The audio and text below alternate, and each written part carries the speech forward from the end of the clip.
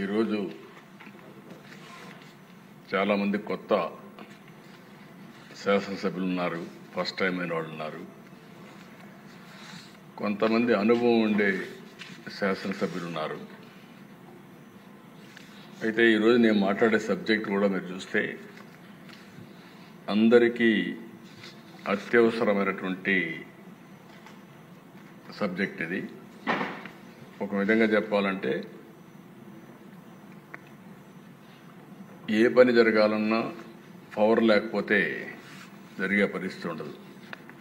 ఇప్పుడు 2 నిమిషాల్లో current of అయితే ఇక్కడ మనం కూర్చోకుండా బయటకు వెళ్తాం. ఆ పరిస్థితి నిజ జీవితంలో విద్యుత్ వినియోగం అనేది చాలా కీలకం. ఎక్కడైనా సరే తలసరి వినియోగం బట్టే ఆ రాష్ట్ర దేశ అభివృద్ధి అంచనా వేస్తూ ఉంటాం. అంతేకాకుండా ఈరోజు ఇంధన రంగంలో, విద్యుత్ శక్తి రంగంలో అనేకమైనటువంటి మార్పులు వచ్చాయి. నా ఒక మాటలో చెప్పాలంటే నాకు అవకాశం వచ్చింది. 30 ఏళ్లకు మునుపు వ్యవస్థను చూశాను, ఈరోజు మళ్ళీ వ్యవస్థను చూస్తున్నాను. ఈ కీలకమైన వ్యవస్థ పైన వివిధ రంగాల్లో జరిగినటువంటి విషయాలు కూడా మనం సమీక్ష చేసుకుంటే చాలా విషయాలు మనకు అర్థమవుతున్నాయి. ఎందుకంటే ఈరోజు దిశ మాకు ఒకప్పుడు నార్ల తాతారావు ఉండేవాడు హైదరాబాద్. కంపల్సరీగా ప్రతి ఒక్క ఎమ్మెల్యే కూడా అక్కడికి వెళ్ళి ఆయన కలిసి మాకు పంప్ సెట్ కావాలి, చిన్న చిన్న విషయాలు అడిగేవారు. దానికి ఆ రోజుట్లో మనం చూస్తే నాకు చాలా జ్ఞాపకాలు ఉన్నాయి. ఇవన్నీ ఇంకా ప్రగాఢంగా. ఇదే అసెంబ్లీ సమావేశాలు ఉంటే ఈ సీజన్లో బడ్జెట్ సమావేశాలు ఎప్పుడు మార్చిలో వస్తాయి. మార్చిలో అగ్రికల్చర్ పీక్ వస్తుంది. ఆ సమయంలో కానీ నీళ్లు లేకపోతే పొట్ట మీదకి వచ్చిన వరి ఎండిపోతుంది. ఇంకక్కడి నుంచి హార్ట్ బర్నింగ్ ఎంత ఉంటుందో మనం అర్థం చేసుకోవాలి రైతుల్లో. మాకు నర్రా రాఘవరెడ్డి అని ఒక ఎమ్మెల్యే ఉండేవాడు, కమ్యూనిస్ట్ పార్టీ సిపిఎం. ఆయన నల్గొండ నుంచి మనుషుల తోలుకొచ్చేవాడు. మేము అసెంబ్లీలో ఉంటాం, వాళ్ళు విద్యుత్ సౌదా ఎక్కడైతే మీకు ఐడియా ఉంది, సోమాజిగూడలో పెద్ద గొడవలు జరిగేది. ఒక స్టేజ్కి ఎంత ప్రెషర్ ఉందంటే నేను ముఖ్యమంత్రిగా వీళ్ళు చేసే గొడవలను నిన్నాక నేరుగా అసెంబ్లీ అడ్జర్న్ చేసి నేరుగా హెలికాప్టర్ వేసుకొని పొలాల్లో ఎండిపోయిన పొలాలు చూసి మళ్ళా వచ్చి అసెంబ్లీలో సమాధానం చెప్పిన రోజులు. ఒక జవాబుదారితనం ఇక్కడుండే ఎమ్మెల్యేస్ గుర్తుపెట్టుకోవాల్సిన అవసరం ఉంది. ఓసారి అధ్యక్ష, కరెంట్ అనేది ఒక నిత్యావసరం, అందరికి అత్యంత అవసరమైనప్పుడు కూడా ఊర్లో నేను చూసేవాడిని. ఎప్పుడో కరెంట్ వచ్చేది, ఇమ్మీడియట్గా సైరన్ కొట్టేట అందరూ పరిగెత్తేవాళ్ళు. ఎందుకో మోటార్లు వేయడానికి. వీళ్ళందరూ మోటార్లు ఆన్ చేసేవాళ్ళు, సగం కాలిపోయేటివి. ఆల్ ఆఫ్ ఎ సడన్ అన్ని మోటార్లు ఆన్ చేస్తే లో వోల్టేజ్ వచ్చి మోటార్లన్నీ కాలిపోయేటివి. నాకు ఇప్పుడు కూడా నా కళ్ళల్లో జ్ఞాపకం ఉంటుంది. 2011-12 ప్రాంతంలో నేను పాదయాత్ర చేశాను. నడుచుకుంటూ పోతుంటే రాత్రి 12 గంటలు 1 గంటకు ఆ ప్రాంతంలో నిజామాబాద్లో ఒక ఊర్లోకి వెళ్ళాను. దారిలో పోతా ఉంటే రోడ్డు మీద కూర్చొని చలిమంట వేసుకుంటున్నారు. జనవరి ఫిబ్రవరికి అంతా మీకు ఐడియా ఉంటుంది. అక్కడ పోయినప్పుడు నేను కాసేపు మాట్లాడదామని చెప్పి మాట్లాడిన సమస్యని, సార్ చాలా బాధ ఉంది మాకు, ఎప్పుడు కరెంట్ వస్తుందో తెలియదు, అందుకని రాత్రి జాగారం చేస్తున్నాం అని చెప్తూ వాళ్ళు కుర్రాడు, సార్ నువ్వేం చేస్తావు? ఆయన కుర్రాడు బాబు, నేను ఇంజనీరింగ్ చదువుతున్నాను. ఏంటా ఎందుకు వచ్చావరా? సార్ మా నాన్న జీవితం అంతా కూడా పాపం నా కోసం చదివించడానికి కష్టపడుతున్నాడు. ఎవ్రీడే వచ్చి ఇక్కడ ఉండేవాడు మిషన్ వేయడానికి. నేను హాలిడేస్లో వచ్చాను. కనీసం మా నాన్నకు ఒక 2 రోజులు రెస్ట్ ఇవ్వాలని నేను ఇక్కడికి వచ్చానని చెప్పి. అప్పుడు నేను అడిగాను, ఏంటి ధైర్యంగా ఉన్నా అంటే, లేదు సార్ భయం వేస్తూ ఉంది, పేపర్లో వస్తున్నాయి, పాములు గరుస్తున్నాయని, చీకటి ఉంటుంది, పంప్ సెట్ అయిపోయినప్పుడు పాములు గరుస్తున్నాయని, భయంగా పోయి వేస్తుందని నాకు కుర్రాడు చెప్పినప్పుడు నేను చాలా బాధపడ్డాను. ఇలాంటి సంఘటనలు నా జీవితంలో చాలా చూశానని చెప్పడానికే ఈ విషయాలు చెప్తున్నాను. ఈరోజు నేను గర్వంగా చెప్పగలుగుతా, 9 గంటలు డే టైమే వ్యవసాయానికి కరెంట్ ఇస్తాం, దాంట్లో అనుమానమే లేదు. అయితే ఇది జరిగే మునుపు ఇవన్నీ 1995 నేను చూసిన సంఘటనలు చూశాను. తర్వాత కూడా వ్యవస్థను నేను ఇక్కడ మీరందరూ గుర్తుపెట్టుకోవాల్సిన 3 విధాలుగా మీరు చూస్తే, నా అనుభవంతో అంత నువ్వు కూడా నేను రాజకీయాల్లో ఉన్నాను, కానీ కీలకంగా ముఖ్యమంత్రిగా ఉండి నిర్ణయాలు చేయడం, పబ్లిక్ పాలసీ ద్వారా ఏ విధంగా ముందుకు పోతాం చేశాం. ఫస్ట్ టైం నేను 95లో ముఖ్యమంత్రి అయ్యే నాటికి నేను చెప్పిన సినారియో జరుగుతూ ఉండేది. ఆ రోజు 10-15 గంటలు కరెంటు కోతలు ఉండేటివి. ఇంకొక పక్కన ఇండస్ట్రీ కూడా వచ్చేది కాదు. మీ దగ్గర కరెంటే లేదు, ఇండస్ట్రీ వస్తే ఎట్లా పెడతారని చెప్పి చాలామంది వచ్చేవాళ్ళు కాదు. డ్రింకింగ్ వాటర్ కూడా కరెంటు కావాలి కాబట్టి ఈ సమస్యలు వచ్చేటివి. అవన్నీ చూసిన తర్వాత దేశాన్ని నేను ఒకటే నిర్ణయం చేశాను, అన్నీ ఆలోచించాను. అడ్మినిస్ట్రేషన్ కూడా ప్రిమెచ్యూర్ అడ్మినిస్ట్రేషన్. నాకు ఇప్పుడు కూడా జ్ఞాపకం, కరెంటు బిల్లు ఏ విధంగా ఇస్తారంటే, అప్పట్లో ఒకడు మన ఇంటికి వచ్చి మీటర్ రీడింగ్ తీసుకుంటాడు. అక్కడి నుంచి నేరుగా ఆఫీసుకు పోయి ఆ మీటర్ రీడింగ్ ఒక ఆడిటర్కి పంపిస్తారు, అవుట్ సోర్సింగ్ ఏజెన్సీ. వాళ్ళు బిల్లు రేజ్ చేస్తారు. మళ్ళా డిపార్ట్మెంట్ తీసుకొచ్చి బిల్లు మన ఇంటికాడ ఇస్తారు. మనం ఆ బిల్లు తీసుకొని పలానా రోజు బిల్ కలెక్టర్ వస్తాడు. ఇప్పుడు కూడా జ్ఞాపకం, అతను బిల్ కలెక్టర్. ఆ బిల్ కలెక్టర్ పలానా దగ్గరకు వస్తాడు, ఆ రోజు మీరు కట్టాలనేవాడు. వీళ్ళు పోయి మళ్ళీ బిల్ కలెక్టర్ దగ్గర డబ్బులు కట్టేసి వస్తే, లేకపోతే డిస్కనెక్ట్ అవుతుంది. ఎంత ప్రాసెస్ మీరు చూస్తే కాంప్లికేటెడ్ చేశారు. ఎందుకయ్యా ఇంత ప్రాసెస్ ఎందుకు అవుతున్నాయని అడిగాను. సమాధానం లేకపోతే ఆ రోజు తీసుకొచ్చాం, స్పాట్ బిల్లింగ్ తీసుకొచ్చాం. బిల్లు తీయడం, అక్కడ ఇచ్చేయడం, కట్టేయమనడం. ఈరోజు మీరు బిల్లు కూడా వస్తుంది, రిమోట్ దీంట్లోనే మీటర్ రీడింగ్ చేసి నేరుగా మీకు మీ ఎస్ఎంఎస్ పంపిస్తే నేరుగా బ్యాంకులో కట్టే పరిస్థితి వచ్చింది.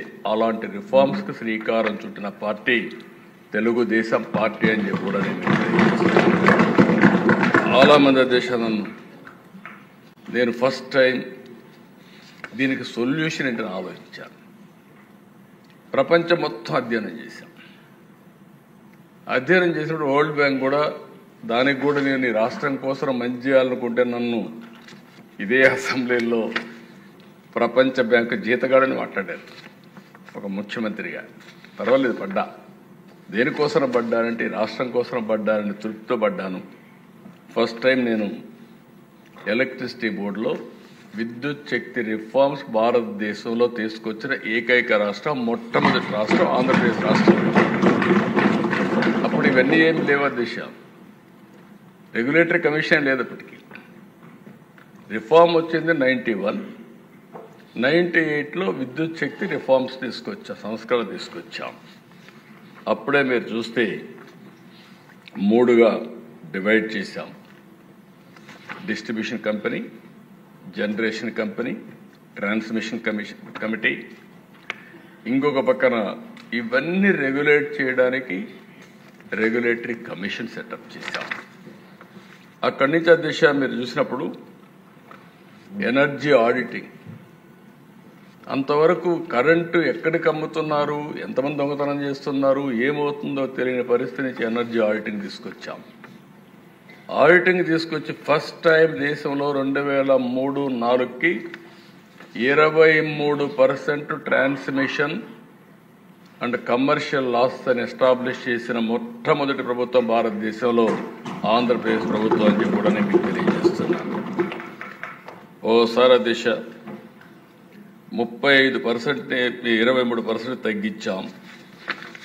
కరెంటు కొరతలుంటే పూర్తిగా కరెంటు కొరత లేకుండా ఎగ్జాక్ట్గా 2023-24కి కరెంటు కొరత లేని ఏకైక రాష్ట్రం భారతదేశం లేదంటే దానికి చిరునామాగా ఆంధ్రప్రదేశ్ తయారు చేసే పరిస్థితి వచ్చాం. దీనివల్ల చాలా లాభాలు వచ్చాయి, నాకు కూడా కొన్ని నష్టాలు వచ్చాయి. ఎందుకంటే ఫస్ట్ టైం ఒక మంచి పని చేసిన దానికి నేను రిఫార్మ్స్ తీసుకొచ్చాను కాబట్టి ఆ రోజు వచ్చినటువంటి ఈ పవర్ సెక్టర్లో మార్పులు ప్రజలు సరిగా అర్థం చేసుకోలేకపోయారు. కాబట్టి 2004లో తెలుగుదేశం పార్టీ ఓడిపోవడానికి ఒక కారణం ఈ రిఫార్మ్స్ కూడా అని చెప్పి మీకు తెలియదు. రిఫార్మ్స్ అని నేను అన్నా, కానీ ఆ వచ్చిన ఇబ్బందులను అధిగమించడంలో కొంచెం సమయం కావాలి. ఆ సమయం లేని వల్ల కొంత ఇబ్బంది పడ్డాం. ప్రతిపక్షాలు దాన్ని అడ్వాంటేజ్ తీసుకున్నారు.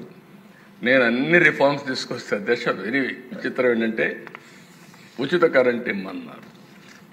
కానీ అప్పటికే స్లాబ్ రేట్ ఉంది. ఈ దేశంలో మీరు ఒకటి గుర్తుపెట్టుకోవాలి, మొట్టమొదటిసారిగా మామూలుగా యూనిట్కి ఇంతనే వ్యవసాయానికి కరెంటు వసూలు చేసే పరిస్థితి నుంచి తెలుగుదేశం పార్టీ వచ్చిన తర్వాత మా నాయకుడు ఎన్టీఆర్ రామారావు గారు స్లాబ్ రేట్ ఇచ్చి రైతులను ఆదుకున్న పార్టీ మొట్టమొదటిసారిగా భారతదేశంలో ఆంధ్రప్రదేశ్ రాష్ట్రం 50 రూపాయలు హెచ్పీకి పెట్టి అవన్నీ మాఫీ చేయమంటే చేయలేకపోయాం. నేను చేసిన రిఫార్మ్స్ ఉపయోగించుకొని మాఫీ చేస్తామని కాంగ్రెస్ పార్టీ అధికారంలోకి వచ్చింది. వస్తే వచ్చారు, ఏం చేశారని చూసిన తర్వాత చాలా భయంకరంగా మనం ఒకసారి చూస్తే 2004-14 సర్ప్లస్ కరెంట్ వచ్చింది, రిఫార్మ్స్ అమలైనాయి, అన్ని రంగాల్లో బ్రహ్మాండంగా జరిగింది. వాళ్ళు వచ్చిన 5 సంవత్సరాల్లో దగ్గర మీరు చూస్తే నేనున్నప్పుడు 90% ఇన్స్టాల్డ్ కెపాసిటీ పెంచాను, ప్రొడక్షన్ పెంచాను. 5,634 మెగావాట్ల నుంచి 10,695 మెగావాట్లకు పెంచాం. వీళ్ళొచ్చి 56% అంటే ఒక 5-6 వేల మెగావాట్ల పెంచారు. పిఎల్ఎం ప్లాంట్ లోడ్ ఫ్యాక్టర్ నాకు విజయవాడ ఎప్పుడూ జ్ఞాపకం.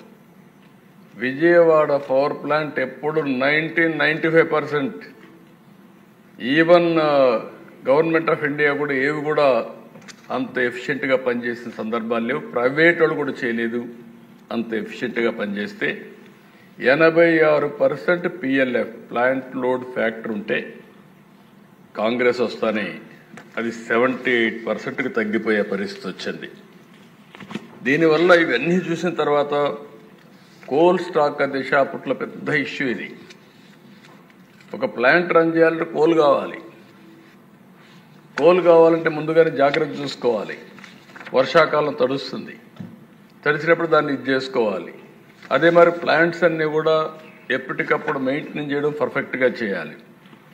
నేనున్నప్పుడు ఎప్పుడు కూడా 3 నెలలకు 4 నెలలకు కోల్ ఏమాత్రం ఇబ్బంది లేకుండా స్టాక్ పెడితే ఒక రోజు కూడా కోల్ ఉండేది కాదు.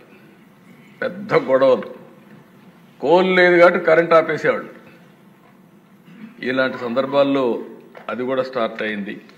ఆల్ ఇండియా లెవెల్లో 8.7% ఎనర్జీ డెఫిషియెంట్ ఉంటే 17.6% పెరిగిన ఆంధ్రప్రదేశ్ రాష్ట్రం మళ్ళీ సమైక్య ఆంధ్రప్రదేశ్లో. ఒక పరిపాలన ఏ విధంగా మార్పులు తీసుకొస్తుందో ఇక్కడ ఉండే సభ్యులు మీరు గుర్తుపెట్టుకోవాల్సిన అవసరం ఉంది.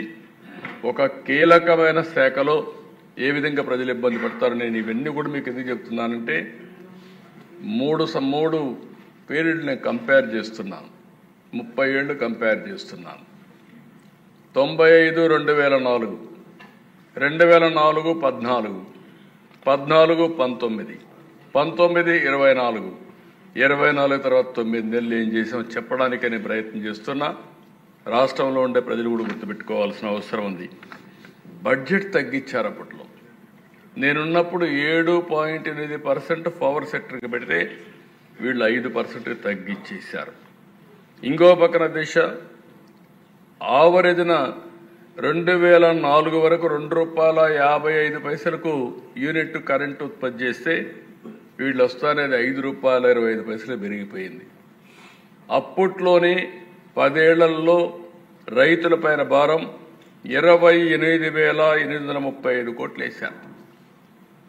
ఎందుకంటే ఈ అసమర్థత అన్నీ కూడా వచ్చి ట్రాన్స్మిషన్ లాసెస్ కూడా తగ్గించడంలో ఫెయిల్ అయ్యారు.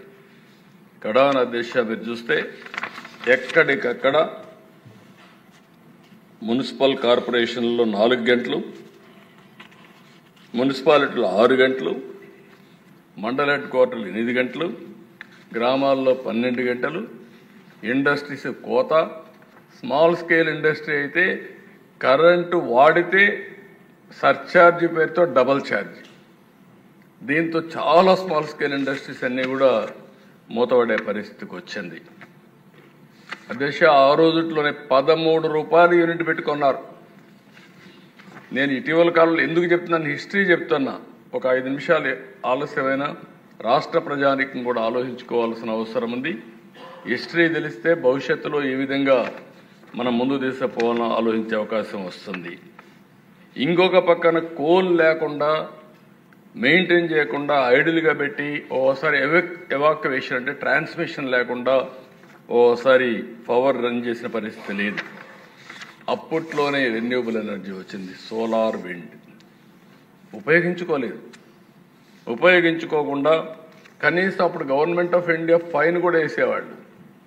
మీరు ఇంతని కొనాలి, 2% కంపల్సరీగా మీరు సోలార్ విండ్ ఉత్పత్తి చేసుకోవాలి, లేకపోతే కొనాలని పెడితే అది కూడా కొనకుండా దానికి కూడా వచ్చే ఇన్సెంటివ్స్ తీసుకోకుండా వేస్ట్ చేసే పరిస్థితికి వచ్చారు. ఇవన్నీ అధ్యక్ష ఇంకో పక్క ఎన్టీపీసీ పవర్ ప్లాంట్లో వచ్చిన కరెంటు కూడా తీసుకోకుండా చేశారు. 2014లో వచ్చాం. ఇవన్నీ అధ్యయనం చేస్తే చాలా బాధేసి, నేను వచ్చినప్పుడు 22.5 మిలియన్ యూనిట్లు కరెంటు కొరత రాష్ట్రంలో 2014లో నేను ఒక సవాలుగా తీసుకున్నాను. కేంద్ర ప్రభుత్వం సహకారం తీసుకున్నాం.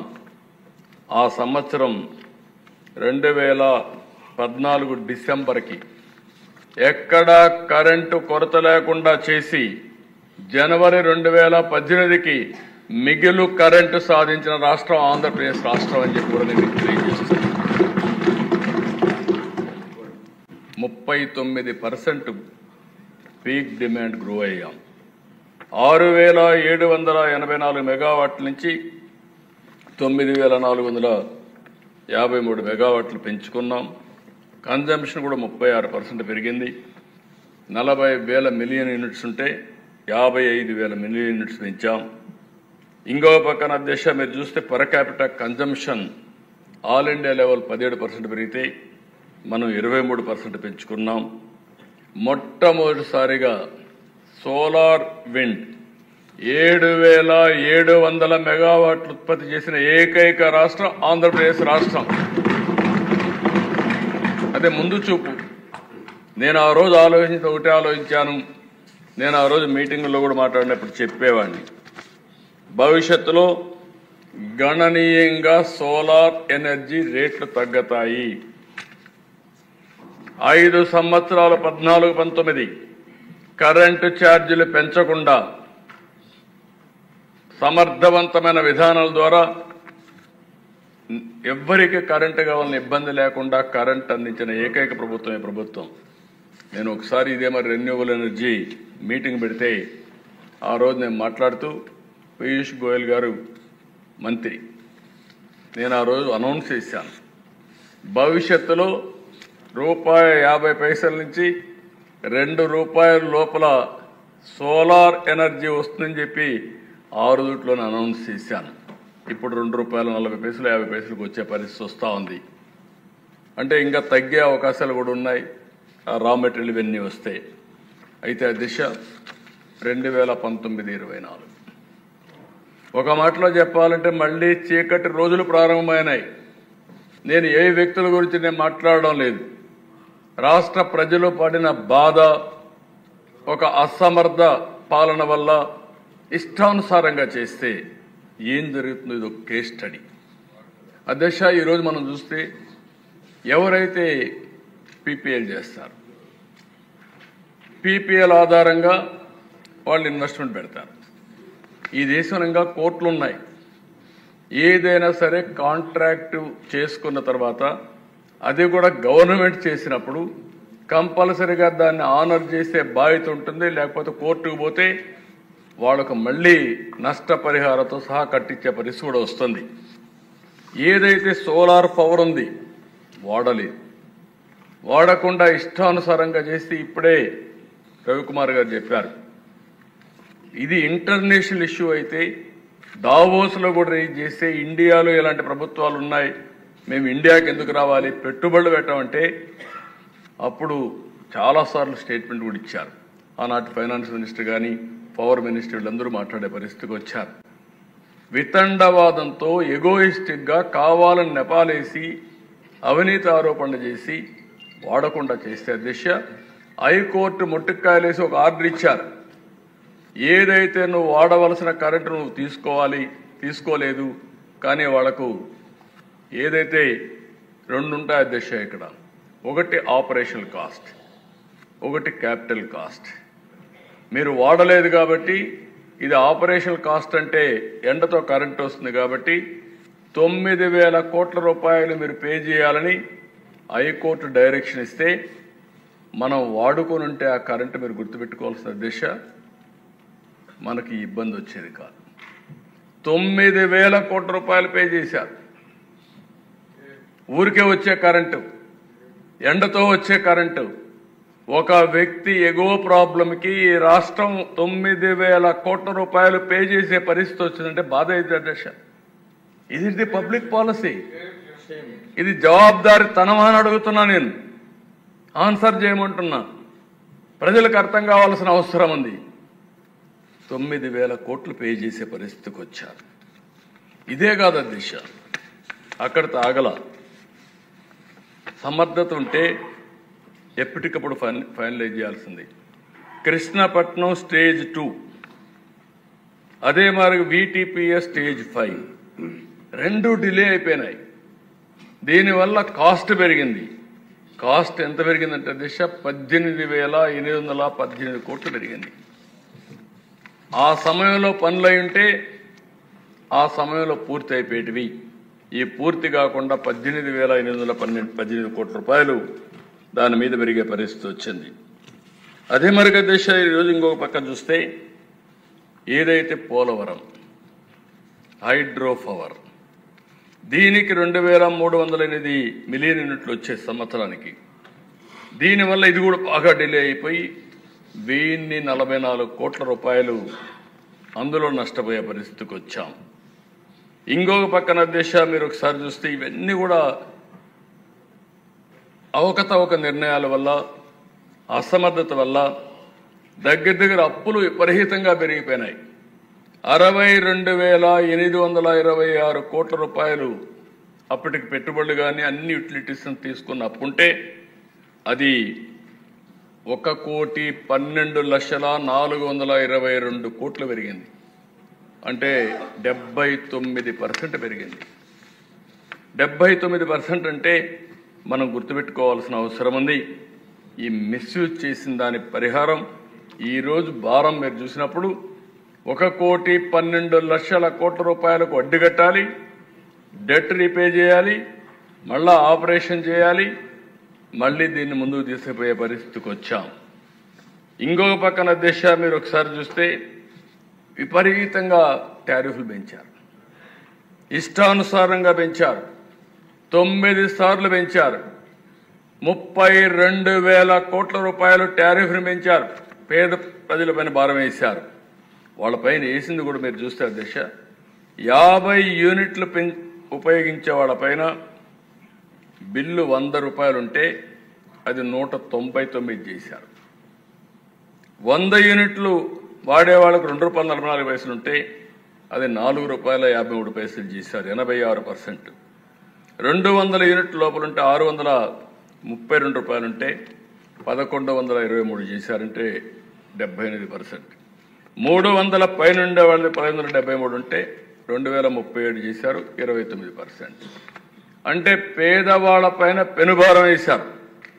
ఇష్టానుసారంగా పెంచి వీళ్ళు ఇంకో పక్కన మీరు చూస్తే అధ్యక్ష ఈ టారిఫ్ అడ్జస్ట్మెంట్స్ అనే పేరు పెట్టి 16,699 కోట్లు పెంచారు.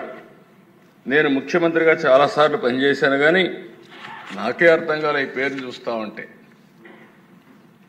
ఫ్యూయల్ సర్చార్జ్ 5,896 కోట్లు, ట్రూ అప్ ఛార్జెస్ 3,977 కోట్లు, ఎలక్ట్రిసిటీ డ్యూటీ 5,604 కోట్లు.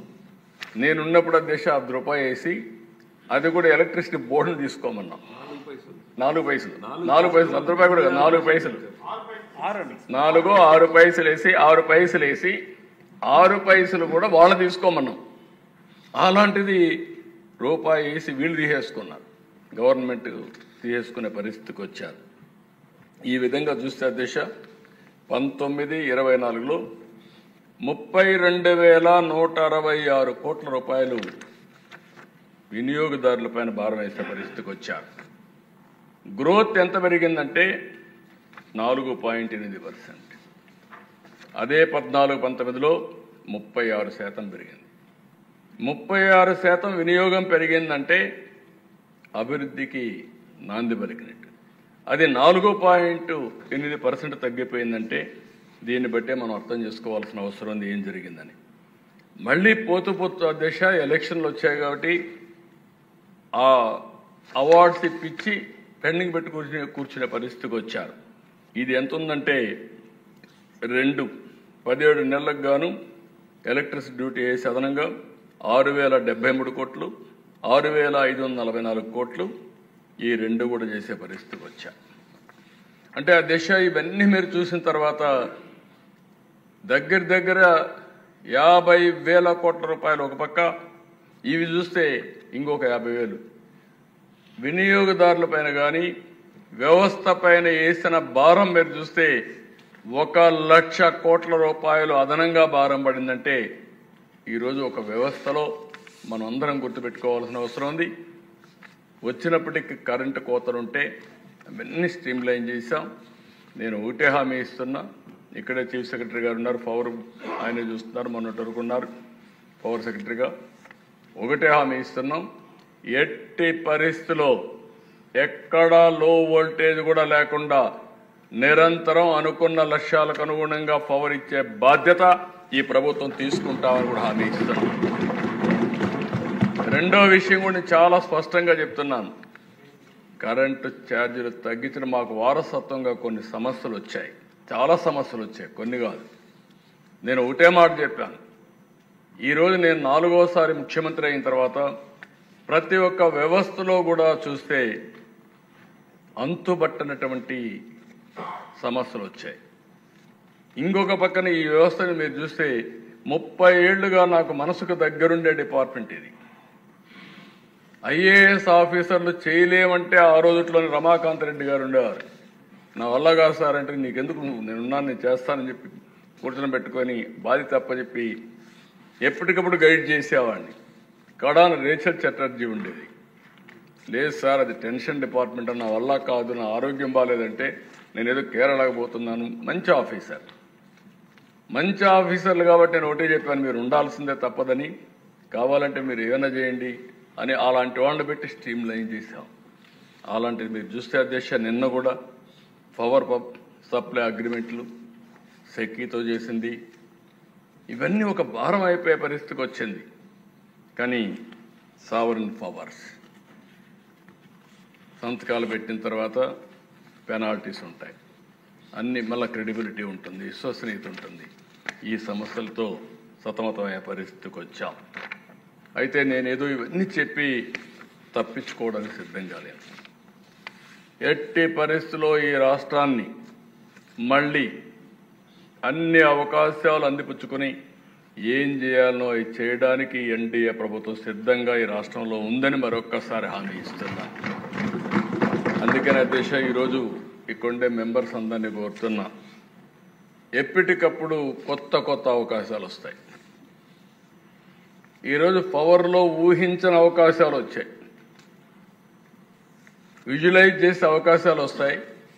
లేకపోతే అర్థం కాకపోతే అఘాతంలోకి వెళ్ళిపోయే పరిస్థితికి వస్తాం. దానికి కారణం గ్రీన్ ఎనర్జీ. ఈరోజు అధ్యక్ష గ్రీన్ ఎనర్జీ మీరు చూస్తే గ్లోబల్ వార్మింగ్ పెరిగింది. ఏదైతే గ్లోబల్ వార్మింగ్ పెరిగిన తర్వాత ప్యారిస్లో అగ్రిమెంట్ కూడా చేశారు. దీని ప్రకారం మన ప్రధానమంత్రి గారు కూడా ఇండియా లీడ్ చేస్తామని ముందుకొచ్చారు, ఒక హామీ ఇచ్చారు.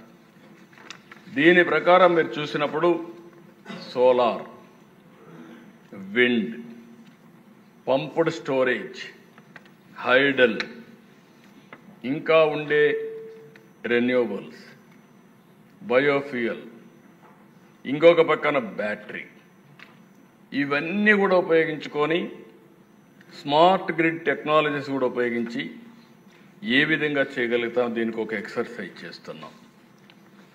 ఈరోజు మీరు ఒకసారి చూస్తే అధ్యక్ష, నేను కొత్త 10 ప్రిన్సిపల్స్ పెట్టినప్పుడు ఒక ప్రిన్సిపల్ పెట్టాను, cost optimization, energy and fuel అన్నాను. అంటే ఈరోజు కరెంట్ అనేది ఇండ్లకు వాడుతున్నాం, ఇండస్ట్రీకి వాడుతున్నాం, ఇప్పుడిప్పుడే వాహనాలకు వాడుతున్నాం. పెట్రోల్ డీజిల్ ఉంది, పెట్రోల్ డీజిల్ పవర్ జనరేషన్కి వాడుతున్నాం. ఒక్కోసారి జనరేటర్లు పెట్టి, లేకపోతే మన కార్లకు, లారీలు, లేకుంటే మోటార్లు ఇవన్నీ కూడా వాడే పరిస్థితికి వస్తున్నాం. ఏదైనా ఇంధనమే, ఏదైనా కన్వర్ట్ చేస్తే ఎంత వెసులుబాటు వస్తుంది, సమర్థవంతంగా ఉంటుంది అనేది మనం గుర్తుపెట్టుకోవాల్సిన అవసరం ఉంది. ఈరోజు దీనివల్ల ఈ 4-5 నేను చెప్పినట్టని ఇంటిగ్రేట్ చేసుకొని కరెక్ట్గా ముందుకు పోతే 4-5 బెనిఫిట్స్ ఉన్నాయి. ఒకటి, ఖర్చు తగ్గించే పరిస్థితి వస్తుంది. పోయిన సంవత్సరం ఈ రాష్ట్రంలో ₹5.16 ఆవరేజ్ ప్రొక్యూర్మెంట్ కాస్ట్. ఒక యూనిట్ కొనాలంటే మనం అంతా సరఫరా చేయాలంటే వినియోగదారులకు ఆవరేజ్న ₹5.16 అవుతుంది. మీ అందరికీ కామన్ మ్యాన్కి అర్థం కావాల్సిన అవసరం ఉంది. రేపు ఏప్రిల్ 1 నుంచి ₹4.80 తగ్గించాలని టార్గెట్ పెట్టాను. 36 పైసలు ఒక యూనిట్కి తగ్గాలి. తగ్గాలంటే ఏం చేయాలి? ట్రాన్స్మిషన్ లాసెస్ తగ్గిస్తారా, మంచి నాణ్యమైన కోల్ తీసుకొస్తారా, లేకపోతే సోలార్ పెంచుతారా, లేదంటే విండ్ పెంచుతారా? ఇవన్నీ చేసి 36 పైసలు ఈ సంవత్సరం తగ్గించాలి. నేను అందుకే ఎన్నోసార్లు చెప్పాను, నేను వస్తే తప్పకుండా మళ్ళీ కరెంటు ఛార్జీలు పెంచనని చాలా స్పష్టంగా చెప్పాను. ఇది వీలో పెట్టుకుని చెప్పాను. నేను ఒకసారి కాదు 2-3 సార్లు నేను చెప్పాను. దీనివల్ల కాస్ట్ ఆప్టిమైజేషన్ చేయడం కోసం ముందుకు పోతున్నాం. ఏమేం చేస్తాం కూడా మీకు ఒకసారి ఎక్స్ప్లెయిన్ చేస్తాను. రెండోది green energy. Global warming, sustainable economy ఉండాలంటే గ్రీన్ ఎనర్జీ తప్ప వేరే మార్గం లేదు. భవిష్యత్తులో మనం తయారు చేసే ఉత్పత్తులు కూడా మామూలు కరెంటుతో తయారు చేసి పంపిస్తే వాళ్ళు అడిషనల్గా డ్యూటీస్ వేసే పరిస్థితికి వస్తున్నారు. అంటే ప్రపంచం అంతా కూడా అవేర్నెస్ వచ్చింది. గ్లోబల్ వార్మింగ్ తట్టుకోవాలంటే గ్రీన్ ఎనర్జీ వాడాలి. అందుకనే అధ్యక్ష ఇక్కడ ఇండస్ట్రీ కూడా వచ్చే పరిస్థితి వస్తూ ఉంది. ఈరోజు మీరు ఒక్కసారి చూస్తే మనకు కావాల్సిన కరెంటు, రెండోది గ్రీన్ ఎనర్జీ మనం ఉత్పత్తి చేస్తే down stream industries, green hydrogen, green ammonia, ఇంకా చాలా డౌన్ స్ట్రీమ్ ఇండస్ట్రీస్ ఉన్నాయి. ఇది చేసి మనం ఎక్స్పోర్ట్ చేయొచ్చు వేరే దేశాలకు. అదే విశాఖపట్నంలో పెట్టిన ప్లాంట్ కూడా. ఈవెన్ రేపు రాబోయే రోజుల్లో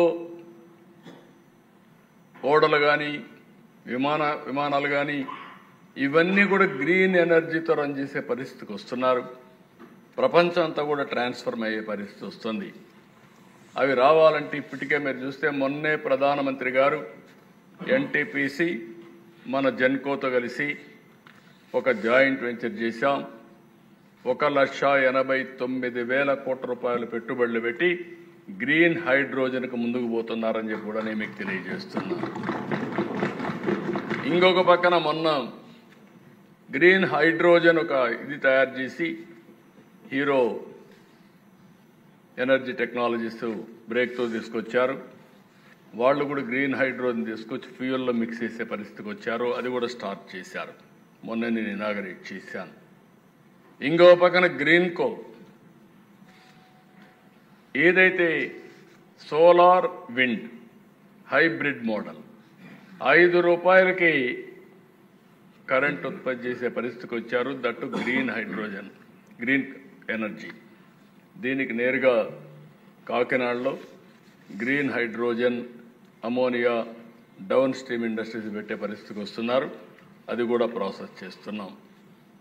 అయితే దీనికి నేను ఇవన్నీ చేసే ముందు ఈరోజు ఎనర్జీని రేపు రాబోయే రోజుల్లో ఇండస్ట్రీకి రా మెటీరియల్గా వాడుకోబోతున్నాం, ఎక్స్పోర్ట్కు వాడబోతున్నాం. దీనికి కావలసిన ఇన్ఫ్రాస్ట్రక్చర్ తయారు చేసుకుంటే ఆంధ్రప్రదేశ్ అనేది ఉద్యోగాల్లో కానీ అభివృద్ధి కానీ ఆదాయం సంపద సృష్టించుకోవడానికి ఉపయోగపడుతుంది. ప్రధానమంత్రి గారు ఒక ప్రోగ్రాం ఇచ్చారు. 500 గిగావాట్లు గ్రీన్ ఎనర్జీ ప్రొడ్యూస్ చేస్తా ఉన్నారు. దాంట్లో మనం తీసుకునేది 160 గిగావాట్స్ పవర్ మనం ఉత్పత్తి చేస్తామని చెప్పాం. మోర్ దెన్ 30% మనం తయారు చేయబోతున్నాం. ఆంధ్రప్రదేశ్ రాష్ట్రం 5 సంవత్సరాలు ఒక టార్గెట్ పెట్టుకొని ముందుకు పోయాం. ఇక్కడ నేను మిమ్మల్ని అందరినీ కోరుతున్న ఆల్ ఎమ్మెల్యేస్ మీరు అర్థం చేసుకోవాలి. మీరు ఏం చేయక్కర్లేదు, మనసు పెట్టండి చాలు. మీరు మనసు కూడా పెట్టకపోతే మీరు ప్రజలకు న్యాయం చేసేట్టు కాదు. అందుకే అధ్యక్ష పిఎం సూర్యగర్ మీకు కూడా వర్తిస్తుంది, డిప్యూటీ స్పీకర్ గారికి కూడా, చైర్మన్కి. పిఎం సూర్యగర్ ముఫ్త్ బిజ్లీ యోజన పిఎంఎస్జి ఎంబీవై దీని కింద ప్రతి ఒక్కరు ఇంట్లో కరెంట్ ఉత్పత్తి చేసుకునే పరిస్థితి వస్తుంది.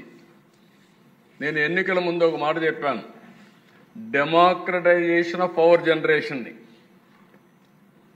ప్రొజ్యూమర్ కొత్త వర్డ్ ఒకటి చెప్పాను అప్పట్లో, అంటే ప్రొడ్యూసర్ కమ్ కన్జ్యూమర్. మా గ్రిడ్ యాక్ట్ చేసేది ఫెసిలిటేటర్గా యాక్ట్ చేస్తుంది. నీ దగ్గర కరెంట్ ఎక్కువ ఉంది, మీరు ఇస్తారు, వేరే వాళ్ళకి ఇస్తాం. మీ దగ్గర కరెంట్ లేదు, మీకు ఎప్పుడు కావాలప్పుడు మళ్ళీ ఇస్తాం. ఈ స్వాపింగ్ కూడా పెట్టుకుంటాం అనే కార్యక్రమానికి శ్రీకారం చుట్టాం. ఈరోజు నేను మిమ్మల్ని అందరినీ కోరుతున్నా, 20 లక్షల మంది ఎస్సీ ఎస్టీలకి ఉచితంగా ఇంటి పైన కరెంట్ ఇవ్వాలని 2 కిలోవాట్స్. 1 కిలోవాట్ వచ్చి దగ్గర 120 యూనిట్స్ ఉత్పత్తి అవుతుంది. 2 కిలోవాట్స్ అంటే 240 యూనిట్స్ ఉత్పత్తి అవుతుంది. 240 యూనిట్లు కరెంటు ఏ పేదవాడు కూడా ₹1 ఖర్చు పెట్టకుండా ఉచితంగా ఇస్తాన్నాం. ఇవ్వడానికి ముందుకు పోతాం. దీనికి మీరు శ్రీకారం చుట్టాలని మిమ్మల్ని అందరినీ కోరుతున్నాం. దీనికి ఖర్చు కూడా దేశ మొత్తం మనం చూస్తే 1,10,000 కోట్లు 15,000 కోట్లు ఖర్చు అవుతుంది. గవర్నమెంట్ ఆఫ్ ఇండియా 60,000 కోట్లు వాళ్ళు ఇస్తున్నారు. మనం ఒక 55,000 కోట్లు పెట్టుకుంటాం. మొత్తం కూడా 100% దీన్ని పూర్తి చేస్తాం. ఇక్కడ ఎమ్మెల్యేస్కి అందరికీ మీకు పరీక్ష, మీరు ఏం చేయక్కర్లేదు, ఒక అగ్రిగేటర్ని పెట్టుకోవడం. అగ్రిగేటర్ బాధ్యత అందరి ఇండ్లకు పోయి దీని యొక్క బెనిఫిట్ చెప్పడం, రూఫ్ టాప్ ఉంటే అన్ని చూడడం, ఆ డీటెయిల్స్ అన్ని ఇవ్వడం. అది ఇచ్చిన తర్వాత వాళ్ళ దగ్గర ఒక అండర్టేకింగ్ తీసుకోవడం, మా ఇంటి పైన పెట్టండి, నేను యాక్సెప్ట్ చేస్తున్నాను. అక్కడి నుంచి నేరుగా సర్వీస్ ప్రొవైడర్ వస్తాడు. ఒక ఏజెన్సీ ఇస్తాం, కాంట్రాక్ట్ ఇచ్చాం, టెండర్లు పిలిచేసాం, వాళ్ళు వస్తారు. వాళ్ళు వచ్చి మొత్తం పెడతారు. దానికి మీటర్ కూడా ఉంటుంది. మీటర్ ఒకసారి కరెంట్ ఉత్పత్తి అయింది, ఎంత అయింది, ఎంత వాడుకున్నారు, మిగిలిన కరెంట్ ఎంత గ్రిడ్కి పోతుంది, 2 మీటర్ ఉంటుంది. వైర్ కూడా ఒకవేళ ఇటు కరెంటు లేకపోతే మళ్ళా లైన్ నుంచి మెయిన్ లైన్ నుంచి కరెంట్ ఇస్తారు. రెండు కూడా మెజర్ అవుతూ ఉంటుంది. ఇది నేను మిమ్మల్ని అందరినీ కోరేది. ఇది కానీ మనం కానీ చేయగలిగితే మీ నియోజకవర్గాల్లో ఒక్కొక్క నియోజకవర్గానికి 10,000 ఇండ్ల పైన రూఫ్ టాప్ పెట్టే బాధ్యత ఎమ్మెల్యేస్ అని చెప్పి కూడా నేను మీకు తెలియజేస్తున్నా. ఆల్ ఎమ్మెల్యేస్ రేపే ప్రారంభించండి. మేము టెండర్లు పిలిచాం. యూనిఫామ్గా మా చీఫ్ సెక్రటరీ గారు ఇక్కడే ఉన్నారని చెప్తున్నాను. అన్ని నియోజకవర్గాల్లో 10,000 మీకు ఇస్తాం. నెంబర్ 1 100% స్కీమ్ ఎస్సీ ఎస్టీలకి. ఆల్ అదర్స్ వాళ్ళకు కూడా ఏమనుకున్నామంటే దీనికి మాత్రం 115 కోట్లు అవుతుంది దిశ ఒక నియోజకవర్గానికి. 60 కోట్ల రూపాయలు కేంద్రం ఇస్తారు, 55 కోట్లు మనం ఇస్తాం. ఇది ఉత్పత్తి చేస్తే 240 యూనిట్లు ఉత్పత్తి చేస్తారు. కొంతమంది 100 యూనిట్లే వాడుతున్నారు, 120 వాడుతున్నారు. తిరిగి ఆ కరెంటు మనకిస్తే వాళ్ళకి ఎప్పుడు కావాలన్నప్పుడు కరెంట్ ఇస్తాం. డే టైం సోలార్ జనరేషన్ వస్తుంది, నైట్ టైం ఉండదు. నైట్ టైం మనం కరెంట్ ఇస్తాం. కరెంట్ ఇచ్చిన తర్వాత 2 స్వాపింగ్ చూసుకొని వాళ్ళు కానీ మిగిలిన ఎక్కువ కరెంట్ ఇస్తే 100 యూనిట్లు కరెంట్ ఇచ్చారనుకోండి, 240 ఉత్పత్తి అవుతుంది. 140 వాళ్ళు వాడుకున్నారు, 100 ఇచ్చారు. ₹2.09 ఎంత వాడితే అంత వాళ్ళ అకౌంట్లో ఎవ్రీ మంత్ డబ్బులు వేస్తాం. అంటే వాళ్ళు ఏది వాడుకోకుండా ఇస్తారో ఆ దానికి. ఇప్పుడు ఉదాహరణకి ఎగ్జాంపుల్ చెప్పాను, 240 యూనిట్స్ ఉత్పత్తి అవుతుంది. వాళ్ళు 100 యూనిట్లే వాడుకున్నారు, 140 మిగిలింది. ఆ 140 గ్రిడ్కి ఇస్తారు. 140కి ₹2.09. అంటే దగ్గర దగ్గర ₹300 నెలకు వాళ్ళకు అదనంగా ఆదాయం వస్తుంది. ఉచిత కరెంటు ₹300 ఆదాయం వస్తుంది. అదే P4 మోడల్. ఆదాయాన్ని పెంచాలి, సమర్థతను పెంచాలి. అందుకని ప్రతి ఒక్కరికి మీరు చెప్పాల్సిన అవసరం ఉంది. వాళ్ళు చేసే పనేంటి? వాళ్ళ ఇంటిపై నుండే ప్లేస్ని ఇస్తారు. మెయింటెనెన్స్ కూడా ఏజెన్సీని పెడతాం. ఏదైనా ప్రాబ్లం వస్తే ఒక ఫోన్ కొడితే వాళ్ళే వచ్చేస్తారు, అందుబాటులో పెడతాం. మండలంలో కానీ పక్కనే పెడతాం. ఇన్ని సర్వీసెస్కి ఒక మనిషిని పెడతాం. అవన్నీ కూడా చేస్తాం.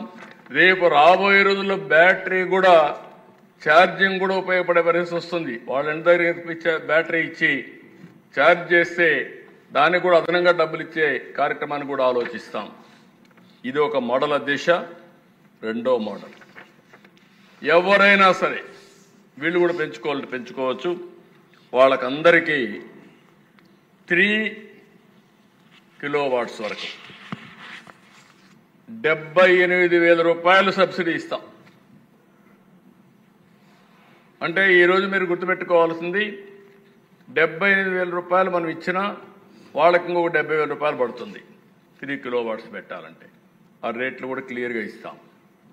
అది ఇచ్చిన తర్వాత వాళ్ళకు డబ్బులు లేకపోతే మనమే ఇస్తాం, మనమే పెడతాం. పెట్టుబడి కూడా వాళ్లే పెట్టుకుంటామంటే బ్యాంకులో తెచ్చుకోవచ్చు. తెచ్చుకున్న కరెంటు వాళ్లే వాడుకోవచ్చు. వాళ్ళకు మిగిలితే గ్రిడ్కి ఇవ్వచ్చు. లేదు బ్యాటరీ పెట్టుకుంటామంటే పెట్టుకోవచ్చు, మనకు అబ్జెక్షన్ లేదు. అది చేసుకుంటే 78,000 ఏ ఇల్లైనా సరే ఇంటి పైన కరెంటు కానీ రూఫ్ టాప్ పెట్టుకుంటే ₹78,000 వస్తుంది. ఒకవేళ వాళ్ళు పెట్టుకోకుండా మనకే ఇస్తే నేను ఒక లెక్క కూడా తయారు చేశాను. 3 కిలోవాట్లు అంటే దగ్గర దగ్గర 360 యూనిట్లు ఉత్పత్తి అవుతుంది. అది వాళ్ళు ఇచ్చేదాన్ని బట్టి, మనం తీసుకున్న దాన్ని బట్టి, స్వాపింగ్ని బట్టి ఆ రేట్లు కూడా డిసైడ్ చేస్తాం. 9 సంవత్సరాల్లో తిరిగి వాళ్ళు పే చేసేట్టుగా కరెంట్ ఇచ్చేస్తే ఫ్రీ అవుతుంది. కరెంట్ ఇవ్వలేకపోతే వాళ్లే వాడుకుంటే దానికి వడ్డీతో సహా 9% మనం ఏదైతే బారో చేస్తున్నామో 9.5% వస్తుంది.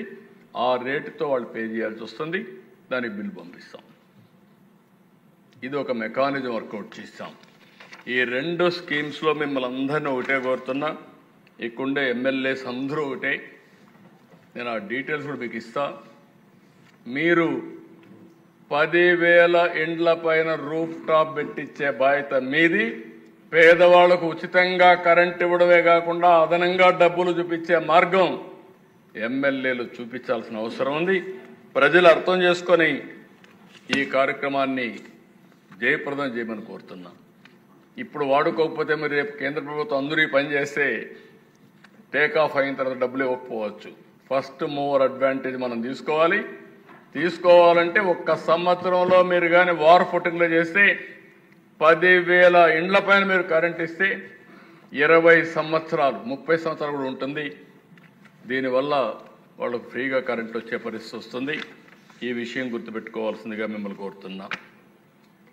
దీనికి ఇది కాకుండా గవర్నమెంట్ బిల్డింగ్స్, అన్ని గవర్నమెంట్ బిల్డింగ్స్ పైన కొన్ని డిపార్ట్మెంట్ కరెంటు ఛార్జీలు కట్టలేక డిస్కనెక్ట్ చేసే పరిస్థితి వస్తున్నారు. అలాంటి పరిస్థితులు పోవాలి. మినిస్టర్స్ అందరూ ఇక్కడే ఉన్నారు. మున్సిపల్ అడ్మినిస్ట్రేషన్ ఉంది, లేకపోతే దేవాలయాల్లో బోలెడంతా ల్యాండ్స్ కూడా ఉన్నాయి, బిల్డింగ్లు కూడా ఉన్నాయి, హాస్పిటల్ బిల్డింగ్స్ చాలా ఉన్నాయి, ఇరిగేషన్ ల్యాండ్స్ ఉన్నాయి. అందరినీ కోరుతున్నా, ఎక్కడ పోలీస్ స్టేషన్ కూడా ఉన్నాయి, అన్ని దిక్కల్లా మీరు సోలార్ పెట్టి మీరు ఏం కష్టపడక్కర్లేదు. మేము ఇక్కడంతా కూడా ఎన్టీపీసీతో ఒక అగ్రిమెంట్కి వచ్చాం. 100 కిలోవాట్స్ కంటే పైనటానికి వాళ్ళే ఒక అగ్రిమెంట్ చేసుకొని చేస్తున్నారు. 25 ఇయర్స్ అగ్రిమెంట్ చేశాం. మీరు చేయాల్సిందంతా వాళ్ళకు ప్లేస్ చూపిస్తే వాళ్ళే వచ్చి పెడతారు, వాళ్ళే వచ్చి మెయింటైన్ చేస్తారు.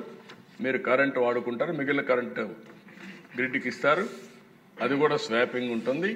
మీ డిపార్ట్మెంట్లో వాడుకున్న కరెంటు ఎంత ఉత్పత్తి చేస్తే నెట్ మీరు బిల్ పే చేయాల్సి వస్తుంది. కాబట్టి మీరు కూడా గుర్తుపెట్టుకోవాల్సింది, కరెంటు మీద కట్టే డబ్బులను ఆదా చేసుకుంటే వేరే విధంగా ఈ డబ్బులు ఖర్చు పెట్టుకునే పరిస్థితి వస్తుంది. దీనికి కూడా నాంది పలకాల్సిందిగా మిమ్మల్ని అందరినీ కోరుతున్నా. ఇది రూఫ్ టాప్, ఇంటి పైన కరెంటు ఉత్పత్తి చేసుకోవడం. దీనిపైన దగ్గర ఈ సంవత్సరం 20 లక్షల కనెక్షన్స్ ఇవ్వాలనుకుంటున్నాం. ఇక్కడ వాళ్ళందరికీ రిక్వెస్ట్ చేస్తున్నాం. 20 లక్షలంటే దగ్గర 1400 మెగావాట్లు, 1350 1400 మెగావాట్లు. ఈ 1400 మెగావాట్లకు శ్రీకారం చుడుతున్నాం. ఇది కాకుండా ఇంకొక పక్క ఇంకా కొంచెం ఎక్కువ తక్కువ ఉండొచ్చు, 420 4000 మెగావాట్లు. నా క్యాలిక్యులేషన్ తక్కువ ఉంది, కరెక్ట్ కాదు. 4000 మెగావాట్లు కరెంట్ ఉత్పత్తి అవుతుంది. ఒక్క సోలార్ 20 లక్షల ఇండ్ల పైన పెడితే 4000 మెగావాట్లు అదనంగా కరెంట్ ఉత్పత్తి చేసే పరిస్థితి వస్తుంది. అది మన కెపాసిటీ. పొలాలు కూడా అవసరం లేదు, ల్యాండ్స్ అవసరం లేదు, ఇంటిపైనే కరెంట్ ఉత్పత్తి చేసుకునే పరిస్థితి వస్తుంది. నేను ఎన్నికల ముందు కూడా చెప్పాను, democratisation of power generation. Current ఉత్పత్తి చేసుకోవడం నా హక్కు కింద తీసుకొని నాకు కావాల్సిన కరెంట్ మనమే ఉత్పత్తి చేసుకుంటాం. రెండోది, కరెంట్ ఉత్పత్తి చేసుకున్న సైకిళ్ళు, మోటార్ బైకులు, ఆటోలు, కార్లు ఛార్జింగ్ కూడా చేసుకోవచ్చు. మీరు ఇంట్లో ఛార్జ్ చేసుకుంటే ఎంత లాభం వస్తుందో కూడా చెప్తాను మీకు. నాకు ఇప్పుడు అంతా కూడా మీకు చెప్పాలి, ప్రజలకు చెప్పాలి, అర్థం చేసుకోవాలి, మళ్ళీ దీన్ని అమలు చేయాలి. ఇది కొంచెం సమయం పడుతుంది, బట్ చేద్దాం. రెండో దిశ పిఎం కుసుమ్. ఇది రెండో కార్యక్రమం. ఇక్కడ వాళ్ళందరినీ ఒకటే కోరుతున్నాం. ఈరోజు 3,85,000 పంప్ సెట్స్ దీన్ని పెట్టాలనుకున్నాం. కేంద్రం యాక్సెప్ట్ చేసింది 2 మోడల్స్. ఇక్కడ రైతులే మీటర్ పెట్టుకొని 7.5 HP వాళ్ళు పవర్ పెట్టుకుంటే, సోలార్ పెట్టుకుంటే ఒక్క పైసా వాళ్ళు ఇవ్వాల్సిన పని లేదు. మనమే డబ్బులు ఇస్తాం. మీటర్ పెట్టుకోవాలైతే వాళ్ళు కరెంట్ ఉత్పత్తి చేసి వాళ్ళు ఎంతకాలంతో వాడుకొని మిగిలిన కరెంటు గ్రిడ్కి ఇవ్వచ్చు. లేదు వాళ్ళు ఇంటికి వాడుకుంటామంటే ఇంటికి కూడా తీసుకెళ్ళచ్చు. ఇక్కడి నుంచి కాదు, ట్రాక్టర్ కూడా మేము ఛార్జ్ చేసుకుంటామంటే ట్రాక్టర్ కానీ వాహనాలు కానీ ఛార్జ్ చేసుకోవచ్చు. వాళ్ళకు అవసరమైన కరెంటు వాడుకొని మిగిలిన కరెంటు మనకి ఇస్తే తీసుకుంటాం. మళ్ళీ అతనికి కరెంట్ లేకపోతే మళ్ళీ కరెంట్ ఇస్తాం.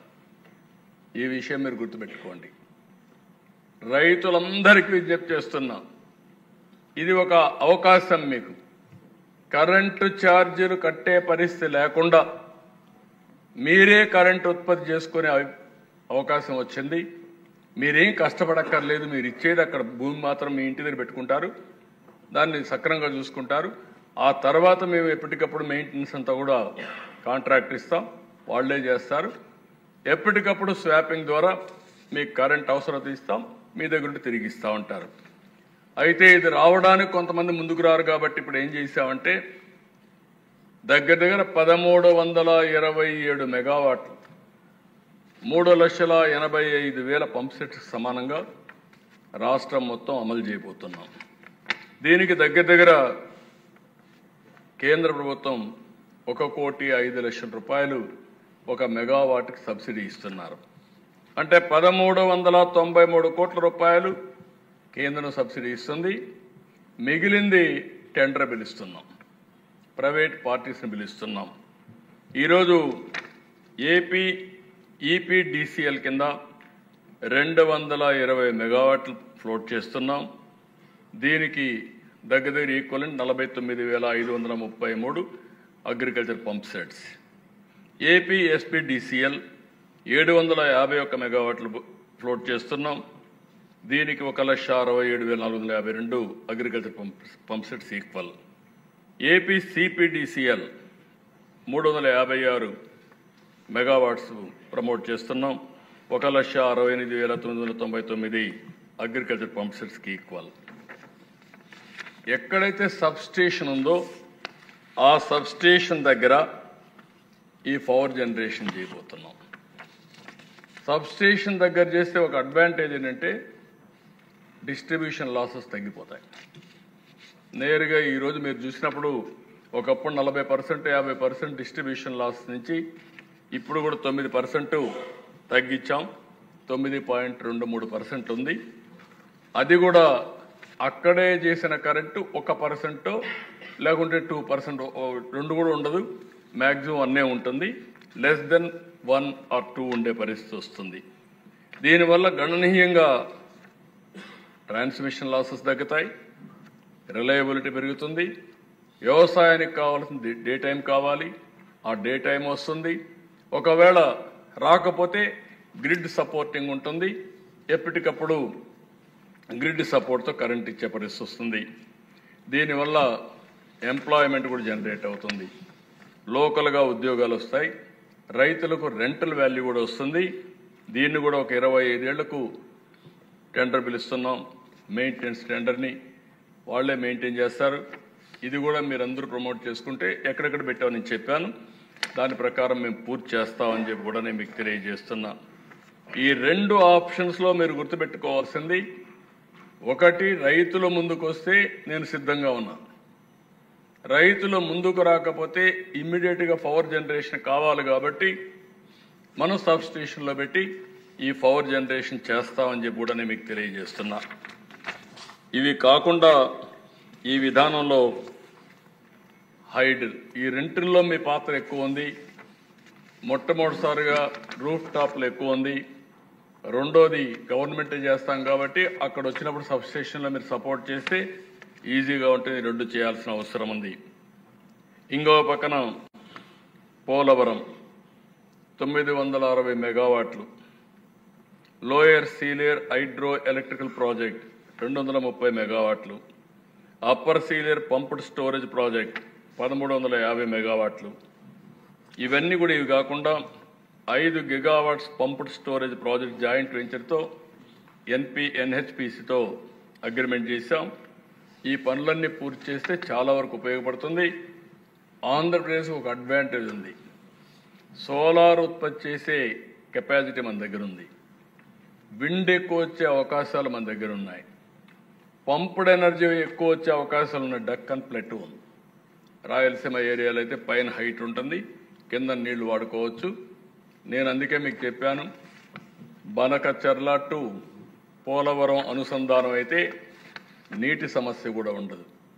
ఇక్కడ నీళ్లు రొటేషన్ అయ్యి ఒకసారి కిందికి వస్తాయి, మళ్ళీ నీళ్లు పైకి లిఫ్ట్ చేస్తారు, మళ్ళీ పవర్ జనరేట్ చేస్తారు. It is a continuous process. ఈ టెక్నాలజీ నేను ఇప్పుడు కదా దిశ సమైక్య ఆంధ్రప్రదేశ్లో 95-97లో రివర్సబుల్ పంప్స్ పెట్టి అప్పట్లోనే left main Srisailam left main కెనాల్లో అప్పుడే పెట్టాం. అప్పటి నుంచి ఆపరేట్ అవుతుంది. అప్పట్లో మాకు అవసరమైంది ఈవినింగ్ టైమే అవసరం అయ్యేది, ఆ పీక్ టైంలో దానికోసం పెట్టి చేశాం. ఇప్పుడు 24/7 పంప్డ్ ఎనర్జీ వల్ల చాలా వరకు బ్యాలెన్స్ అవుతుంది. సోలార్ డే టైం వస్తుంది, ఎండ్ ఉంటేనే వస్తుంది.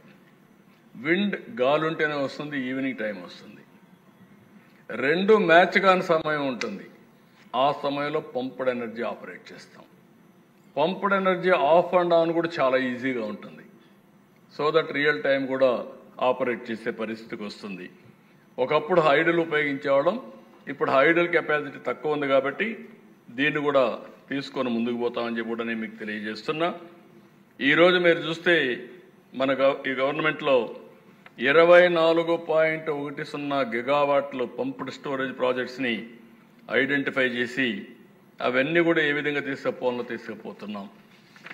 పంప్డ్ ఎనర్జీ అయిన తర్వాత, ఐడిల్ అయిన తర్వాత బ్యాటరీ, ఈ మూడో దీనివల్ల బ్యాటరీతో తప్ప వీలు కాదు.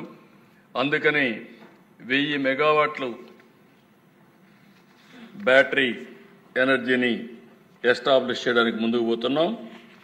దీనికి government of India viability gap funding ఇస్తున్నారు. అంటే దగ్గర మీరు చూస్తే 27 లక్షలు ఒక MWHకి వాళ్ళు డబ్బులు ఇస్తున్నారు. 1000 మెగావాట్లకి దగ్గర 270 కోట్ల రూపాయలు గవర్నమెంట్ ఆఫ్ ఇండియా సబ్సిడీ ఇచ్చే పరిస్థితికి వచ్చారు. ఈ వర్క్ కూడా మీరు చూస్తే BESS ఫెసిలిటీ 3 సెంటర్లు పెట్టడానికి ముందుకు వచ్చారు. ఇది గవర్నమెంట్ ఆఫ్ ఇండియానే సెటప్ చేస్తున్నారు. ఇది రీపేమెంట్ టైం కూడా 12 ఇయర్స్ పెట్టుకున్నాం. వాళ్ళకే మనం పే చేస్తూ ఉంటాం. ఒకటి ఆ రీజనల్లో ఎక్కడైతే మనకు బ్యాలెన్సింగ్ ఫ్యాక్టర్ ఉంటుందో చూసుకొని అక్కడ పెడుతున్నాం. ఒకటి జమ్మలమడుగు 400 kVA సబ్స్టేషన్, ఇది జమ్మలమడుగులో ఒకటి. ఇంకొక పక్కన దానికి 225 MW to 450 MWH ఇది పెడుతున్నాం. గని కర్నూల్ 400 kVA సబ్స్టేషన్కి ఇది కూడా 225 450 MWH. కుప్పం 220 kV సబ్స్టేషన్ దగ్గర 50 మెగావాట్ల నుంచి 100 MWH. అంటే కుప్పంలో మేము ఒక ప్రయోగం చేయాలనుకుంటున్నాం. మీరు కూడా వర్కౌట్ చేసిన తర్వాత ఆలోచిస్తాం. ఎవ్రీ ఇంటికి సోలార్ పెట్టి అదే మాదిరిగా ఎంత కావాలనో అంత పవర్ అంతా అక్కడే జనరేట్ చేసి సోలార్ ద్వారా ఈ బ్యాటరీ కూడా పెట్టి పీక్ లోడ్ ఫ్యాక్టర్ని బ్యాలెన్స్ చేయడానికి బయట నుంచి రాకుండా అక్కడే సప్లై చేసే విధంగా ఈ బ్యాటరీ మ్యాచ్ చేస్తున్నాం. ఇది సక్సెస్ అయితే అన్ని నియోజకవర్గాల్లో ఇలాంటి పని చేసుకునే పరిస్థితి వస్తుంది. అయితే ఇక్కడ కొన్ని ప్రాబ్లమ్స్ కూడా ఉన్నాయి. పంప్డ్ ఎనర్జీ కంటే బ్యాటరీ ఎనర్జీ కాస్ట్ ఎక్కువ, అది కూడా మీరు గుర్తుపెట్టుకోవాలి. అంటే ఇక్కడ నేను చూసినప్పుడు ఒక ఎక్సర్సైజ్ మీకు చేశాం. ఆ ఎక్సర్సైజ్ మీరు చూస్తే వెరీ ఇంట్రెస్టింగ్గా కరెంటు ఛార్జీలు ఎట్లా పెరుగుతున్నాయి అన్నప్పుడు 2014 నుంచి 17-18 వరకు ఆవరేజ్ ₹4.40, ₹4.55, ₹4.25, ₹4.40, ₹4.40, మొత్తం ₹4.41 ఉంది unit average cost. Unit cost ఇది production cost average. Purchasing cost production cost కంటే పర్చేసింగ్ కాస్ట్. ఒకటి ఐడియల్ ఉంటుంది, ఒకటి థర్మల్ ఉంటుంది, ఇంకోటి విండ్ ఉంటుంది, ఒకటి ప్రైవేటు, ఒకటి గవర్నమెంట్, అన్నీ కలిపి. ఇక్కడికి 19-20కి 23-24కి వస్తే 21-22 5.5, 22-23 7.77, 23-24 7.6, 61. Average cost ₹6.90. ఇక్కడ ₹6.90, అక్కడ ₹4.41, ₹1.50 పెరిగింది. ఈ భారం ఎవరు మోయాలి? ప్రజలే మోయాలి.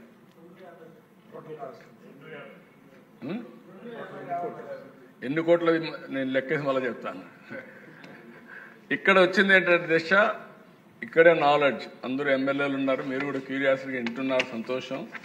వినడమే కాదు అర్థం చేసుకొని మనం అందరం కొన్ని కొత్త ఆలోచనలు మీరు ఇస్తే ఐ విల్ వెరీ హ్యాపీ. మా డిపార్ట్మెంట్ కూడా నేను ఎప్పుడు పరీక్షలు పెడతానే ఉంటా. ఇప్పుడు కూడా పరీక్షలు పెట్టా.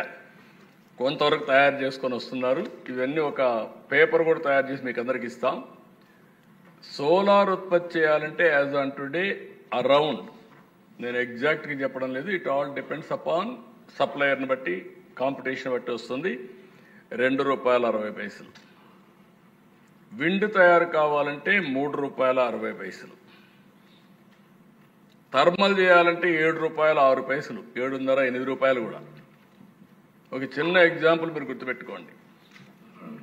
పిట్ హెడ్, ఎక్కడైతే కోల్ మైన్ ఉంటే అక్కడ కానీ ప్లాంట్ పెట్టి అక్కడి నుంచి నేరుగా ట్రాన్స్మిషన్లో తీసుకొస్తే ₹1 తగ్గుతుంది. అదే అక్కడ పెట్టకుండా కోల్ తీసుకొచ్చి ఇక్కడ తయారు చేస్తానంటే ₹1 పెరుగుతుంది యూనిట్కి. That is the money. అదే మరిగా రాబోయే రోజుల్లో కూడా కోల్ మైన్స్ పెట్టింది, థర్మల్ పెట్టింది, రా మెటీరియల్ ఒక పక్కన, ఆపరేషన్ కాస్టు, అదే మరి ఫిక్స్డ్ కాస్ట్, ఇవన్నీ కలిపి ₹7, ₹8 అవుతాయి. ఇంకొక పక్కన పంప్డ్ స్టోరేజ్ ₹2.91 పడతా ఉంది. కానీ ₹2.91 సోలార్, రెండో కలిపితే ఎక్కువ అవుతుంది. అదే నేను చెప్పాను మీకు, ₹5.01 green co average cost. Solar, wind plus pumped energy hybrid మోడల్లో ముందుకు పోయారు. వాళ్ళు తయారు చేసే పరిస్థితి వచ్చారు. ఇది ఓన్లీ పంప్డ్ స్టోరేజ్ అయితే ₹2.91. ఓన్లీ బిఎస్ అంటే బ్యాటరీ అయితే ఇంకొంచెం ఎక్కువ అవుతుంది. ₹3.10, ₹20 టెస్ట్ చేయాలి దీన్ని, ఇంకొంచెం ఎక్కువ అవుతుంది. ఇక్కడ మీరు గుర్తుపెట్టుకోవాల్సింది సోలార్ తక్కువ, విండ్ దానికంటే ఎక్కువ, ఇంకొక పక్కన థర్మల్ అన్నింటికంటే ఎక్కువ, పంప్డ్ ఎనర్జీ 3వ 4వ ప్లేస్ వస్తుంది. 5వ ప్లేస్ వచ్చి 4వ ప్లేస్ వచ్చి బ్యాటరీ. ఇది ఫైన్ ట్యూన్ చేసి బ్యాలెన్స్ చేయాలి. యూనిక్ ఫ్యాక్టర్స్ ఉన్నాయి ఇక్కడ. ఒకటి సోలార్ ఓన్లీ డే టైం, ఎండ లేకపోతే లేదు, విండ్ గాలి వస్తేనే కరెంటు. మూడోది థర్మల్ 24/7. ఓసారి థర్మల్ ఆఫ్ చేస్తే మళ్ళా 2 రోజులు పడుతుంది ఛార్జ్ చేయాలంటే. థర్మల్లో వచ్చిన ప్రాబ్లం ఏంటంటే కంటిన్యూ చేయాలి, కానీ 60% ఆపరేట్ చేసి దాన్ని 90% తీసుకెళ్ళచ్చు ఇమీడియట్గా. That is another advantage. అదే మరిగా నేను ముందే చెప్పాను, హైడ్రల్ కానీ పంప్ కానీ ఎప్పుడైనా సరే ఆన్ చేయొచ్చు. జస్ట్ లైక్ సోలార్ లింక్ చేసుకునే పరిస్థితి వస్తుంది. బ్యాటరీ ఎప్పుడు స్టోరేజ్ చేసినా లింకింగ్ చాలా ఈజీగా ఉంటుంది. ఇది ఈ విషయంలో ఇక్కడే మెంబర్స్ అందరినీ కోరుతున్నా. దీన్ని నేను అనునిత్యం మా వాళ్ళందరినీ పెట్టి దీనికి ఒక ఎక్సర్సైజ్ చేస్తున్నాం. ఇది కాకుండా దిశ ఇంకొక పక్క మీరు చూస్తే ఎలక్ట్రికల్ వెహికల్స్, ఇక్కడవన్నీ ఓకే, కానీ ఎలక్ట్రికల్ వెహికల్స్లో మనం ఇంకా తక్కువ, చాలా వెనకానున్నాం. దేశమే వెనకానుంది, మనం కూడా వెనకానున్నాం. దీన్ని కూడా ఎందుకు నేను ఈ మాట అంటున్నానంటే, గ్రీన్ ఎనర్జీ కోసం ముందుకు బయటపడి ఎలక్ట్రికల్ వెహికల్స్ పోవాల్సిన అవసరం ఉంది. మన పాలసీలో కూడా 5,000 public servicing stations, charging stations పెట్టాం. అది ఇమీడియట్గా వర్క్ స్టార్ట్ చేయమంటున్నా. ఒక టైం బౌండ్ ప్రోగ్రామ్ ఇస్తాం. 30 కిలోమీటర్కి ఒక ఛార్జింగ్ స్టేషన్, సిటీస్లో 3x3 కిలోమీటర్లకు ఒక ఛార్జింగ్ స్టేషన్ పెట్టి ఈ మొబిలిటీ కింద ఆల్ వెహికల్స్, ఏది స్కూటర్లు కానీ, మోటార్ బైక్లు కానీ, కార్లు కానీ, చిన్నవి కానీ, బస్సులు కానీ అన్నీ కూడా ఎలక్ట్రికల్ పోవాలని చెప్పి ఆలోచిస్తున్నాం. ఇది జరిగితే చాలా వరకు మీరు చూసినప్పుడు కార్బన్ ఫుట్ ప్రింట్ తగ్గే పరిస్థితి వస్తుంది, సస్టైనబుల్ ట్రాన్స్పోర్టేషన్ వస్తుంది. దీనివల్ల చాలా అడ్వాంటేజెస్ వచ్చే పరిస్థితి వస్తుంది. కాబట్టి దీనికి కూడా ముందుకు పోతున్నాం అని చెప్పి కూడా నేను మీకు తెలియజేస్తున్నా. అయితే ఆ దిశ ఇక్కడ ఒక చిన్న ఎక్సర్సైజ్ మేము చేశాం. ఆ ఎక్సర్సైజ్లో మీరు చూస్తే విజయవాడ నుంచి తిరుపతికి పోవాలంటే 437 కిలోమీటర్లు. ఊరికి రఫ్గా చేశారు. ఇప్పుడు నేను కూర్చొని పెట్టి మా వాళ్ళ దగ్గర చేయించాను. దీన్ని 1 లీటర్ పెట్రోలు, డీజిల్ 89 కిలోమీటర్లు వస్తుంది. పెట్రోల్ ₹110, డీజిల్ ₹98, 55 లీటర్లు కావాలి. 55 లీటర్లు పెట్రోల్ కార్ అయితే 6,050, డీజిల్ కార్ అయితే 5,390 రూపాయలు. అంటే కిలోమీటర్కి 12 రూపాయలు అవుతుంది ఇదైతే. అదే కానీ మీ ఇంట్లో కరెంట్ తయారు చేసుకుంటే, రాత్రి ఛార్జ్ చేసుకుంటే ఉచితం రూపాయి. అంటే ఇన్ని కిలోమీటర్లు పోకపోవచ్చు, కానీ ఆ అడ్వాంటేజ్. అదే మరిగా ఈరోజు దీనికి కావాల్సింది 63 యూనిట్లు కావాలి. విజయవాడ తిరుపతి 63 × 7 కిలోమీటర్లు వేసుకుంటే 441 కిలోమీటర్లు వస్తుంది. ఓన్గా తయారు చేసుకుంటే చాలా తక్కువ, ₹1 అయితే 12 రూపాయలతో అయిపోతుంది. లేదు కమర్షియల్ చేస్తే 3.5 టైమ్స్ ఎక్కువ అవుతుంది యాజ్ ఆన్ టుడే. దానికి చూస్తే కిలోమీటర్కి ₹3.50 పడుతుంది. ఓవరాల్గా ఏ లెక్కన వేసుకున్నా electrical vehicles are cheaper, cost effective compare to petrol and diesel. కానీ ఇక్కడ ఒక ప్రాబ్లం కూడా ఉంది. ఆ ప్రాబ్లం ఏంటంటే ప్రభుత్వానికి ఆదాయం వచ్చేది ఒక రెంట్లోనే, పెట్రోలు, డీజిల్, ఎక్సైజ్. అప్పుడు ఏం చేయాలనేది మనం ఆలోచించుకోవాల్సిన అవసరం ఉంది. అంటే సమర్థత పెరగాలి, ప్రజలపైన భారం తగ్గాలి, ఇద్దరికి కలిసి వెసులుబాటు రావాలి. మనం చేసే వెల్ఫేర్ని చేయాలి, వల్నరబుల్ సెక్షన్స్ ఆదుకోవాలి. అదే సమయంలో ఎక్కడికక్కడ వాళ్ళకు కూడా వెసులుబాటు రావాలి. పవర్ అనేది మేజర్ ఇష్యూ అవుతుంది భవిష్యత్తులో, ఎన్విరాన్మెంట్ సస్టైనబిలిటీ కానీ ఇవన్నీ. అందుకే అధ్యక్ష ఈరోజు మీ అందరి ముందర పెడుతున్నా 160 గిగావాట్ల పవర్ రెన్యూవబుల్ ఎనర్జీకి మనం ఒక కమిట్మెంట్ తీసుకున్నాం. 5 ఏళ్లలో ఒక పాలసీ తీసుకొచ్చాం. 10 లక్షల కోట్ల రూపాయలు పెట్టుబడి, 7,50,000 మందికి ఉద్యోగాలు. దీనికోసం మనం ముందుకు పోతున్నాం. ఇందులో బ్రేకప్ కూడా చూస్తే 72.6 గిగావాట్ల రెన్యూవబుల్ ఎనర్జీ, 40 దాంట్లో కూడా బ్రేకప్ మళ్ళీ 40 GW solar, 20 GW wind, 12 GW pumped storage, 0.6 GW bio energy. ఇవన్నీ కూడా ఈ 5 ఏళ్లలో ఉత్పత్తి చేయాలనేది ఈ ప్రభుత్వం యొక్క కమిట్మెంటు. మొన్నే మేము దీన్ని ఒక అగ్రిమెంట్ కింద చేసుకున్నాం. ఇప్పటి వరకు మీరు చూస్తే 5,19,000 కోట్ల రూపాయల పెట్టుబడులు వచ్చాయి. రెన్యూవబుల్ ఎనర్జీలో 47.82 గిగావాట్లు వచ్చింది, 13.79 సోలార్, 9.93 గిగావాట్లు విండ్, ఇంకో పక్కన 24.10 పంప్డ్ స్టోరేజ్ కోసం వచ్చాయి. అవన్నీ కూడా శాంక్షన్ చేశాం. దీనివల్ల 3,70,000 మందికి ఉద్యోగాలు వస్తాయి. అంటే ఈ 5 లక్షల కోట్ల రూపాయల పెట్టుబడులు వచ్చి ఇప్పటికి పనులు ప్రారంభమైనట్టు అయితే 3,70,000 మందికి వస్తాయి. ఇది కంటిన్యూ చేస్తున్నాం. ఇవి కాకుండా నిన్న కొన్ని ఇన్వెస్ట్మెంట్లు వచ్చాయి మళ్ళీ.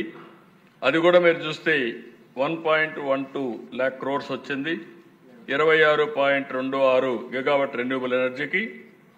ఇందులో కూడా 1860 MWH వచ్చి BESS ఒకటి, 632 tons per day of compressed biogas plants వచ్చాయి, 1.2 gigawatts of solar modelling manufacturing వచ్చాయి. బ్యాక్ ఎండ్ కూడా వెళ్తున్నాం. మీరు ఒక విషయం గుర్తుపెట్టుకోవాలి, మనం ఏదో సోలార్ ప్యానల్స్ ఎప్పుడూ బయట నుంచి తీసుకొస్తే మనకు ప్రాబ్లం వస్తుంది. కాబట్టి ఎవరైనా టెక్నాలజీ కూడా new technology, now we are moving in the direction back to end to end solutions కోసం. అందుకనే ఇక్కడ మాడ్యూల్ మ్యానుఫ్యాక్చరింగ్ కూడా వెళ్తున్నాం.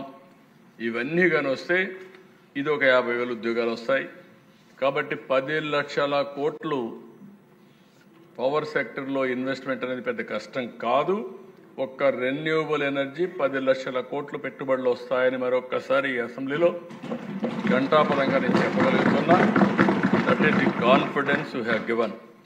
ఇంకో పక్కన దిశ హైయెస్ట్ ప్రియారిటీ ఇచ్చాం హైడ్రో పవర్ ప్రాజెక్ట్.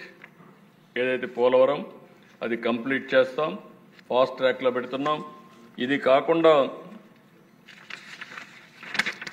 ఇంకొక పక్కన చూసినప్పుడు కృష్ణపట్నం స్టెబిలైజ్ చేస్తున్నాం, VTPS కమెన్స్ చేశాం, అది కూడా ముందుకు పోయే పరిస్థితి వస్తుంది.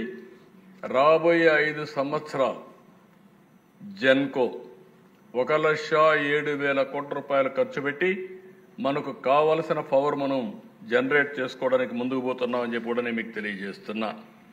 ఇది కాకుండా దేశ ట్రాన్స్మిషన్కి ఈరోజు మీరు ఒకసారి చూస్తే ట్రాన్స్మిషన్ కూడా పెద్ద ఎత్తున ముందుకు పోతున్నాం. ఇప్పటికీ ఈ ప్రభుత్వం వచ్చే నాటికి 10.35% లాసెస్ ఉంటే 9.27%కి తగ్గించాం. ఈ ఒక్క నిర్ణయం వల్ల 1,350 కోట్ల రూపాయలు మనకు సేవింగ్ వచ్చే పరిస్థితికి వచ్చింది. ఈ విధంగా ప్రతి ఒక్క దాన్ని ముందుకు పోవడం కోసం ఏమేం చేయాలో చేస్తున్నాం. ట్రాన్స్మిషన్ ప్రాజెక్ట్స్ కోసం ఒక 6,000 కోట్లు ఖర్చు పెడుతున్నాం. ఇంకా మిగిలినటువంటి డిస్కామ్స్లో అయితే పెద్ద ఎత్తున మీరు అన్నట్టు ఇప్పుడు చాలా విషయాలు చెప్పారు. రవికుమార్ గారు కూడా నాకు బ్రీఫ్ చేశారు. మొత్తం నెక్స్ట్ 5 ఇయర్స్లో ట్రాన్స్మిషన్లో ఒక 16,000 కోట్ల రూపాయలు అదనంగా ఇప్పుడు జరిగే పనులు కాకుండా అదనంగా ఇంకా ఒక 16,000 కోట్ల రూపాయలు ఖర్చు పెట్టి టోటల్గా స్ట్రీమ్ లైన్ చేస్తామని చెప్పి కూడా నేను మీకు తెలియజేసుకుంటున్నాను. ఇది కాకుండా లేటెస్ట్ టెక్నాలజీ తీసుకురావడం, అంతేకాకుండా యూనివర్సిటీ కూడా గ్రీన్ ఎనర్జీకి యూనివర్సిటీ పెట్టడం, ఇది కాకుండా యూనివర్సిటీస్లో కూడా గ్రీన్ ఎనర్జీ పైన రీసెర్చ్ జరగాలి, హ్యూమన్ రిసోర్సెస్ డెవలప్ చేయాలి, దానికి కూడా ప్రాధాన్యత ఇస్తున్నామని చెప్పి కూడా నేను మీకు తెలియజేస్తున్నా. ఫైనల్గా మీరు ఒక నిర్ణయం చూస్తే స్వాపింగ్ కరెంటు విషయంలో కూడా స్వాపింగ్ పోతున్నాం. ఈ సీజన్లో మన దగ్గర సర్ప్లస్ కరెంట్ ఉంది. ఇది వేరే రాష్ట్రాల్లో అవసరం, ఆ సీజన్లో వాళ్ళకి అవసరం. మనం వాళ్ళకిస్తే వాళ్ళు తీసుకుంటారు, వాళ్ళకు మిగిలినప్పుడు మనకు కరెంట్ ఇస్తారు. ఈ స్వాపింగ్ సిస్టంలో కూడా పోయేదాని వల్ల ఈరోజు ఈ మూమెంట్లో 600 మెగావాట్లు ఈరోజు మనకు స్వాపింగ్ వస్తూ ఉంది వేరే రాష్ట్రం నుంచి. అంటే 15 మిలియన్ యూనిట్స్. ఒక రోజుకు 7,50,00,000 రూపాయలు దీనివల్ల ప్రాఫిట్ వస్తుంది. నేను మార్కెట్లో ఇప్పుడు రేటు తక్కువ ఉంది, రేపు ఎల్లుండి రేటు పెరుగుతుంది. ఏప్రిల్ మేలో బాగా పీక్ లోడ్ ఉంటే రేటు విపరీతంగా పెరిగిపోతుంది. నేను ఇచ్చేది కైండ్ ఇస్తున్నా, వాళ్ళ దగ్గర నుంచి కైండ్ తీసుకుంటున్నా, వాళ్ళకో లాభం మాకో లాభం.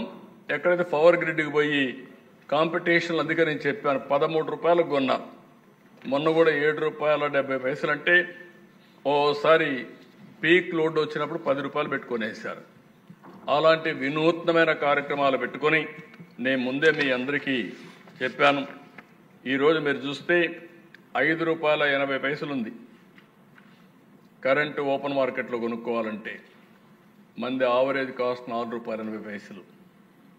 అంటే ఈరోజు మనకు వచ్చేది 4 రూపాయల 80 పైసలకే వస్తూ ఉంది. దిస్ ఇస్ హౌ మనం దీన్ని సేవింగ్ చేసే అవకాశం ఉంది. ఫైనల్గా నేను మిమ్మల్ని అందరూ ఒకటే కోరుతున్నా, 5 రూపాయల 19 పైసల నుంచి 4 రూపాయల 80 పైసలు ఆవరేజ్ కాస్ట్ తగ్గిస్తాం. రెండోది, నేను ఇంతవరకు మీకు అందరికీ చెప్పినట్టు మీరు కూడా వీలైనంత వరకు, వీలైనంత కాదు కంపల్సరీగా ప్రతి ఒక్క ఎమ్మెల్యే శ్రద్ధ పెట్టి మీకు ఓట్లు వేసిన ప్రజలకు న్యాయం చేయడం కోసం ఈ సంవత్సరం 10,000 రూఫ్ టాప్ పేదలైనటువంటి ఎస్సీ ఎస్టీకి మీరు అందుబాటులో పెట్టే బాధ్యత మీది. దానికి ఏం కావాలో అన్ని అరేంజ్మెంట్ చేస్తాం. అదర్స్ కూడా ఇవ్వండి. 78,000 రూపాయలు వాళ్ళకు కూడా సబ్సిడీ ఇస్తాం. వాళ్ళు బ్యాంకులో తీసుకుంటే తీసుకోమనండి, లేదంటే మనమే ఇస్తాం, దాన్ని అడ్జస్ట్మెంట్ చేసుకుంటాం. 9 ఇయర్స్ ఆఫ్ ఫెసిలిటీ ఇస్తాం. రీపేమెంట్ షెడ్యూల్ కూడా 9 ఇయర్స్ ఇస్తాం. కాబట్టి వాళ్ళకి భారం పడకుండా వాళ్ళు వాడుకుంటే 9 ఇయర్స్లో పే చేస్తారు. కరెంటే ఇస్తే 9 ఇయర్స్లో అడ్జస్ట్ అయిపోతుంది. ఇంకా ముందే కూడా అడ్జస్ట్ అయిపోతుంది. ఒకవేళ ముందే కరెంటు కానీ వాళ్ళు కానీ ఇచ్చేసేయగలిగితే, రుణం ఇచ్చేయగలిగితే తర్వాత వాళ్ళకి 2 రూపాయల 99 పైసలు ఇప్పుడు ఇంకా రాబోయే రోజులు పెరిగితే ఇస్తాం. ఆ విధంగా యూనిటీ కరెంటు ఛార్జీలు కూడా వాళ్ళకి పే చేస్తాం. 360 మెగావాట్ యూనిట్స్ తయారు చేస్తారు. వాళ్ళు 200 ఆడుకున్నారనుకోండి 160 బ్యాక్ ఇవ్వచ్చు. మొత్తం అప్పు తీరిపోతే 160 × 2 రూపీస్ ₹2.09 మనం పే చేసే పరిస్థితి వస్తుంది. కాబట్టి అధ్యక్ష, ఇది ప్రతి ఒక్కరు కూడా ఈ విషయంలో మీరు ముందుకు రావాల్సిందిగా నేను కోరుకుంటూ, ఇప్పుడే నేను ఛార్జింగ్ విషయం కూడా చెప్పాను ఏం జరుగుతుందని. ఇవి మనం ఒక వినూత్నమైన ఎక్సర్సైజ్కు శ్రీకారం చుట్టాం. ఫస్ట్ టైం ఇక్కడ ఉండే మెంబర్స్కి కానీ ప్రజలకు కానీ అర్థం చేసుకోవాలంటే కొంచెం టెక్నికల్ సబ్జెక్ట్ కాబట్టి ఇంటిపైన కరెంటు ఓకే అంతవరకు బాగా ఈ మధ్య అర్థమవుతా ఉంది, మన ఇంటిపైన కరెంటు తయారు చేసుకోవచ్చని. కానీ ఎట్లా చేసుకోవాలి, దీనివల్ల లాభాలు ఏంటి, ఇప్పుడు కూడా మేము సర్వేలు అడిగినా లేకుంటే ప్రజలను అడిగినా ఎవరికి తెలియదు. మీరు కూడా మాట్లాడడం లేదు. నిన్న మొన్న నేను అడిగినప్పుడు మీరు అన్నారు మాకు కూడా తెలియదు, మీరు వివరాలు చెప్పండి అంటే అందుకే ఈరోజు తీసుకొచ్చి మేము ముందర పెట్టాం. తప్పకుండా దీనిపైన డీటెయిల్స్ అని తయారు చేసి 2-3 రోజుల్లో రవికుమార్ గారికి కోరుతున్నా, ఇక్కడే మీ చీఫ్ సెక్రటరీ గారు ఉన్నారు, ఒక నోట్ తయారు చేస్తారు. మేమన్నీ కూడా గైడ్ లైన్స్ ఇస్తాం, ఏజెన్సీలు ఇస్తాం. ఒకవేళ మేము పెట్టిన వ్యక్తి సరిగా పనిచేయకపోతే అగ్రిగేటర్, కాంట్రాక్టర్ కాదు, కాంట్రాక్టర్ మీకు సంబంధం లేదు, బీ క్లియర్. మళ్ళీ కాంట్రాక్టర్ని ఇది చేస్తే మొత్తం ఇదవుతుంది. అగ్రిగేటర్ కానీ మీకు మనుషులకి ఎంత అని ఇస్తాం, ఇంటింటికి ఎంతో అంత డబ్బులు ఇస్తాం. ఒకవేళ మేము పెట్టినోడు బాగలేకపోతే మేము మంచి ఏజెన్సీ పెడుతున్నాం, మీరు పెడతాంటే పెట్టండి, మళ్ళీ దాన్ని బంగిల్ చేయొద్దండి. ముందు పని చేయించుకోవడం మనం అనుకున్న లక్ష్యం. ప్రతి నియోజకవర్గంలో 10,000 రూఫ్ టాప్ సోలార్ ప్యానెల్స్ పెట్టించడం మీ బాధ్యత. దీనికి వర్కౌట్ చేయండి, మళ్ళీ ఎప్పటికప్పుడు రివ్యూ చేసుకుంటాం. ఇది ఒక గేమ్ చేంజర్గా తయారవుతుంది నా లెక్క ప్రకారం. దీనివల్ల మనం ఊహించిన ఫలితాలు రాబోతాయి. 1 కాస్ట్, 2 వెహికల్స్ అన్నీ కానీ మనం చేయగలిగితే sustainability, carbon emissions, pollution control, quality of life, ఒక పక్క నేచురల్ ఫార్మింగ్, ఒక పక్క గ్రీన్ ఎనర్జీ, ఇంకో పక్క గ్రీన్ కవర్. ఇవి చేయగలిగితే స్టేట్లో మనం ఊహించిన పరిణామాలు డిఫరెంట్గా ఉంటాయి. దయచేసి everything is possible, technology is available, funds are available, only willingness is important. ఇంత మునుపు నేను చెప్పాను 30 ఏళ్ల చరిత్ర. మనం ఒక చరిత్ర క్రియేట్ చేయడానికి శ్రీకారం చుడుతున్నాం ఈ రోజు నుంచి, ఈ అసెంబ్లీ నుంచే. దయచేసి అందరూ ఇంట్రెస్ట్ తీసుకోండి. ఇది కష్టమైన పని కాదు, మనసు పెడితే చాలు, మీరేం కాంట్రిబ్యూట్ చేయక్కర్లేదు. మన బాధ్యత కింద మనం వెళ్ళినప్పుడు ఈ డీటెయిల్స్ పదే చెప్పి, వివిధ రాజకీయ పార్టీలు ఉన్నాం, మన కార్యకర్తలు కూడా చెప్దాం, వాళ్ళని కూడా ఇన్వాల్వ్ చేయండి. వాళ్ళని ఇన్వాల్వ్ చేసి వాళ్ళు పెట్టుకోవాలి కూడా ఇద్దాం. ఇది ఒకరికి ఇవ్వాలి ఒకరికి ఇవ్వకూడదని రూల్ ఏం లేదు. ఫస్ట్ కమ్ ఫస్ట్ సర్వ్, ఎవరు ముందుకు వస్తే వాళ్ళకు ఇస్తాం. ఎస్సీ ఎస్టీలు అయితే 100%, ఎంత ఆర్థికంగా ఉన్నా పర్వాలేదు 100% ఇస్తాం. అదర్స్ అయితే బీసీలకు కూడా 78,000 3 కిలోవాట్స్ 2 పెట్టుకుంటే 2 పెట్టుకోమనండి, 60,000 ఇస్తాం. కాబట్టి ఇవన్నీ కూడా వర్కౌట్ చేసి మీరు ఒక స్కీమ్ కింద ముందు తీసుకెళ్ళండి. మైనారిటీస్ అందరికీ, ఒకరికని కాదు, మైనారిటీస్ అందరికీ ఇస్తాం. నో 3 కిలోవాట్స్ 2 కిలోవాట్ ఫ్రీ అంటే దానికి 50,000 అవుతుంది. తిరిగి ఆ కరెంట్ ఇవ్వాలి. కరెంట్ ఇస్తే ఫ్రీగానే ఉంటుంది, కరెంట్ వాడుకోవచ్చు. ఆ కరెంట్ తిరిగి మిగిలింది కానీ సర్ప్లస్ ఇస్తే ఫ్రీగానే వస్తుంది. నేను అందుకే చెప్పాను 9 ఇయర్స్ తిరిగి ఆ కరెంట్ ఇస్తే అందరికి ఫ్రీనే. యాజ్ ఆన్ టుడే ఎవరికి భారం లేదు. వాడుకునే దాన్ని బట్టి ఎక్కువ నువ్వు ఏసీలు పెట్టుకున్నప్పుడు దానికి తగిన విధంగా కొంత పే చేసుకోవాల్సి వస్తుంది. ఇది ఒక గేమ్ చేంజర్. నేను ఏమంటానంటే ప్రతి ఒక్క ఇల్లు ఒక 1000 రూపాయల కరెంట్ ఛార్జీ కట్టే పరిస్థితి ఉంటే మీరే మనసు పెట్టి చేసుకోగలిగితే ఆ 1000 రూపాయలు మిగిలితే సంవత్సరానికి 12,000, 600, 500 మిగిలిన సంవత్సరానికి 6,000 రూపాయలు. This is the money. ఆ ఆలోచన మీరందరూ చేస్తే ఇది సాధ్యమని చెప్పి మరొక్కసారి తెలియజేసుకుంటూ ఈరోజు ఈ అవకాశాన్ని ఇచ్చిన మిమ్మల్ని మనస్ఫూర్తిగా అభినందిస్తూ, అదే మాదిరిగా రాష్ట్రంలో ఉండే ప్రజలందరికీ విజ్ఞప్తి చేస్తున్నా, దీన్ని అర్థం చేసుకోండి, సహకరించండి. మీరు కూడా ముందుకొచ్చి అమలు చేస్తే మనం అనుకున్న లక్ష్యాన్ని తొందరలో చేరుకుంటామని చెప్పి విజ్ఞప్తి చేస్తూ ఓకే ఓకే కాబట్టి ఒక 2 నిమిషాలు కాబట్టి అధ్యక్ష ఎవరన్నా ఒకరిద్దరు సభ్యులు ఏదైనా ఉంటే వాళ్ళ అనుభవాలు ఉంటాయి చేసి చెప్తామనంటే వింటాం కానీ అందరూ ఉత్సాహంగా ఉన్నారు. ఉత్సాహంగా కాదు, అమలు చేసిన వాళ్ళు సక్సెస్ స్టోరీస్ ఉంటే చెప్పండి, ఊట్రుండి కాదు పెద్ద ఎత్తున చేసుంటే.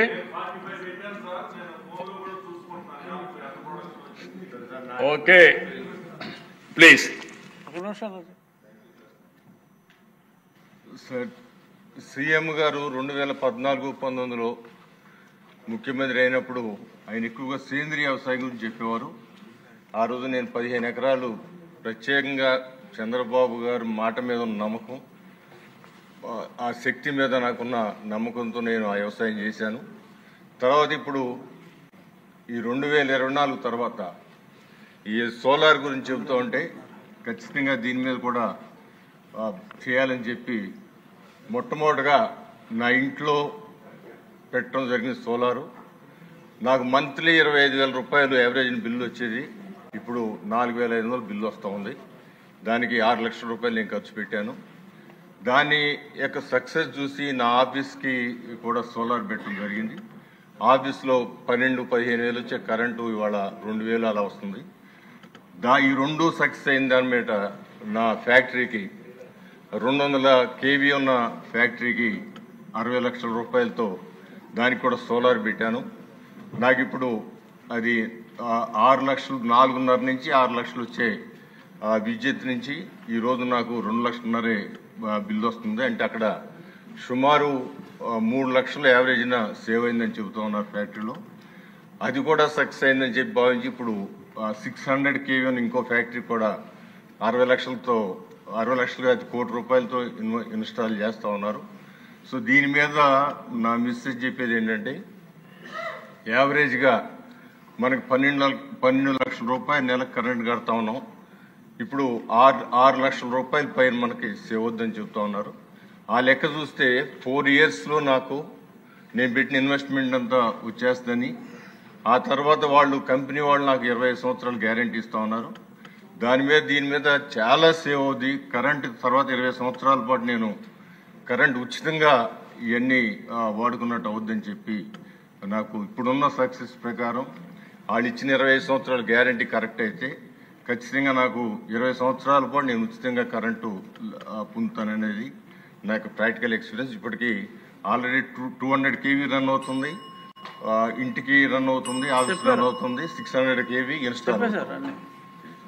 ఇప్పుడు మీరు చేయవలసింది ఏంటంటే మీ విజయవాడ తూర్పులో మీ ఇంటికి మీ ఆఫీస్కి చేసుకున్నట్టు 10,000 అందరికన్నా ముందు మీరు కంప్లీట్ చేస్తే మీరు చెప్పిన దానికి ఒక సార్థకత వస్తుంది. ఇంకొద్దు సార్, ప్లీజ్ దయచేసి అర్థం చేసుకోండి. అందరూ ఆకలితో ఉన్నారు, వెళ్ళిపోతున్నారు.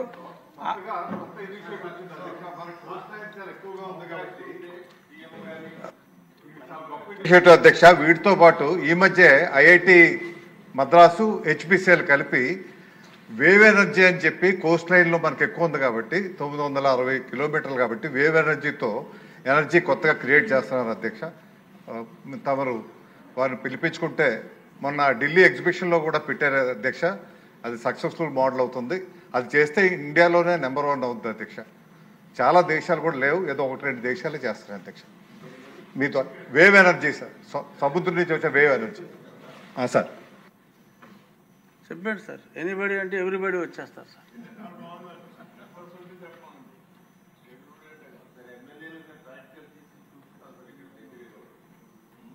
మంచి ఆలోచన.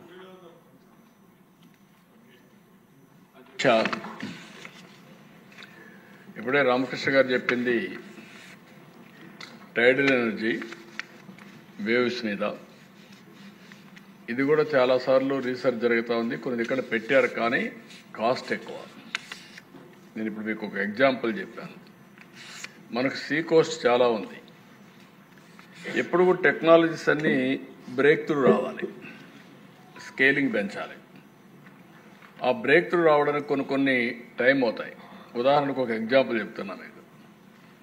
నేను ఐటీ ప్రమోట్ చేశాను. కొంతమంది నన్ను అంటూ ఉంటారు, ఇది ఏదో మాట్లాడుతూ ఉంటారని. ఇప్పుడు కూడా సోషల్ మీడియాలో గాసిప్ జరుగుతూ ఉంటుంది. నేను ఏఐ అంటే ఏఐ కావాలన్నా అంటే నువ్వు ఈరోజు ఆలోచిస్తాను, నేను ఈరోజు రేపు ఎల్లుండి ఆలోచిస్తున్నా. అది డిఫరెన్స్.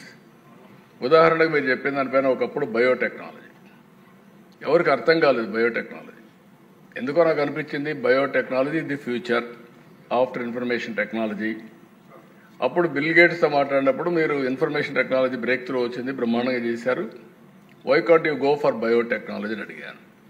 ఆయన అన్నాడు అది ఫ్యూచరిస్టిక్ టెక్నాలజీ, ఇప్పటి వరకు బ్రేక్ త్రూ రాలేదు, ఇప్పుడు నేను దాని మీద శ్రద్ధ పెట్టలేనని చెప్పి అన్నాడు. అప్పుడు నేను వదిలిపెట్టలేదు.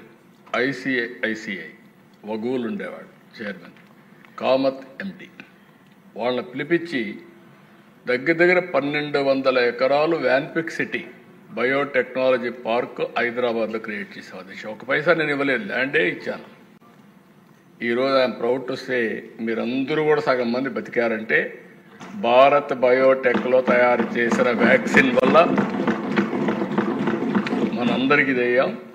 ఇక్కడ తయారు చేసిన వ్యాక్సిన్ 100 కంట్రీస్కి పంపించి ప్రపంచంలో 100 దేశాల్లో మనుషులు బతికిచ్చి దేశానికి మంచి పేరు వచ్చిందంటే 2000 సంవత్సరంలో ఈ బయోటెక్నాలజీ పార్క్కి శ్రీకారం చుట్టాం. ఈరోజు 400-500 కంపెనీలు అక్కడ పనిచేసే పరిస్థితికి వచ్చాయి. మీరు అన్నట్టు ఇది కొంచెం ఒకప్పుడు కూడా నేను చెప్పాను ప్రోబిటివ్ కాస్ట్. విండ్ కూడా ఒకప్పుడు సోలార్ కానీ విండ్ కానీ 10 రూపాయలు 15 రూపాయలు 20 రూపాయలు ఉంటే అప్పుడు ఎవరు చేయలేదు. ఇప్పుడు ఇది చేస్తున్నారు. కానీ పైలట్ ప్లాంట్ ఇది 17 రూపాయల 60 పైసలు యూనిట్ కాస్ట్. 17 రూపాయల 60 పైసలు అయితే నేను కరెంటు ఛార్జీలు కూడా తగ్గించాలనుకుంటున్నాను. మళ్ళీ కరెంటు ఛార్జీలు పెంచితే చాలా సమస్యలు వస్తాయి. నా అనుభవంతో ఒకసారి అయితే హైదరాబాద్కి నీళ్లు ఇవ్వాలి. నీళ్లు ఇవ్వాలంటే చాలామంది చాలా ప్రయోగాలు చేశారు. ఎక్కడి నుంచి తేవాలా, ఎట్లా తేవాలి ఇవన్నీ ఆలోచిస్తూ నీళ్లు లేకపోతే ఇండస్ట్రీ రాదు. దెన్ వరల్డ్ బ్యాంక్ని అడిగాను డబ్బులు ఇమ్మని. వాళ్ళు అన్నారు మీరు 20 లీటర్లకు 20 రూపాయలు కన్జ్యూమర్ దగ్గర వసూలు చేయడుకుంటే మీకు డబ్బులు ఇస్తామని. ఆ అగ్రిమెంట్ని సంతకం పెడితే ఇంకా నాకు ఓట్లు వేయడం మానేస్తారు. వీలు కాదని చెప్పాను. వీలు కాదంటే నేను ఆలోచించి నేను ఒక ప్రాజెక్ట్ తయారు చేసి నాగార్జున సాగర్ నుంచి హైదరాబాద్ తీసుకురావడానికి ఎస్టిమేట్స్ తయారు చేసి 9 నెలల్లో పైప్ లైన్లు పూర్తి చేసి రోడ్డు పక్కనే ల్యాండ్ ఎక్విజిషన్ కూడా చేయకుండా హైదరాబాద్ తీసుకొచ్చాను. That is a game changer. అప్పట్లోనే 900 కోట్లు ఖర్చు పెట్టాం, 900 కోట్లు ఖర్చు పెట్టాం. అట్లా వినూత్నమైన ఆలోచనలు మీకు రావాలి. ఐడియా ఈజ్ వెరీ గుడ్, కానీ అది ఇప్పట్లో పెట్టుకోవాలి. రేపు అఫోర్డబుల్గా రేట్ వస్తే అందరికంటే ముందు నేను ఉంటా అక్కడ. అవసరమైతే పైలట్ కూడా చేద్దాం. పైలట్ చేయడం వేరే, స్కేలింగ్ చేయడం వేరే. పైలట్ చేద్దాం, ఒకసారి వర్కౌట్ చేస్తాం, పైలట్ చేద్దాం. ఆల్ పైలట్స్ ఫ్యూచరిస్టిక్ టెక్నాలజీస్ ఏమొచ్చినా దాన్ని ఆంధ్రప్రదేశ్లో ప్రయోగం చేయడానికి సిద్ధంగా ఉన్నాయి. ఈవెన్ న్యూక్లియర్ ఎనర్జీ కూడా సిద్ధంగా ఉన్నా. ఇప్పుడు స్మాలర్ న్యూక్లియర్ ప్లాంట్స్ వస్తున్నాయి.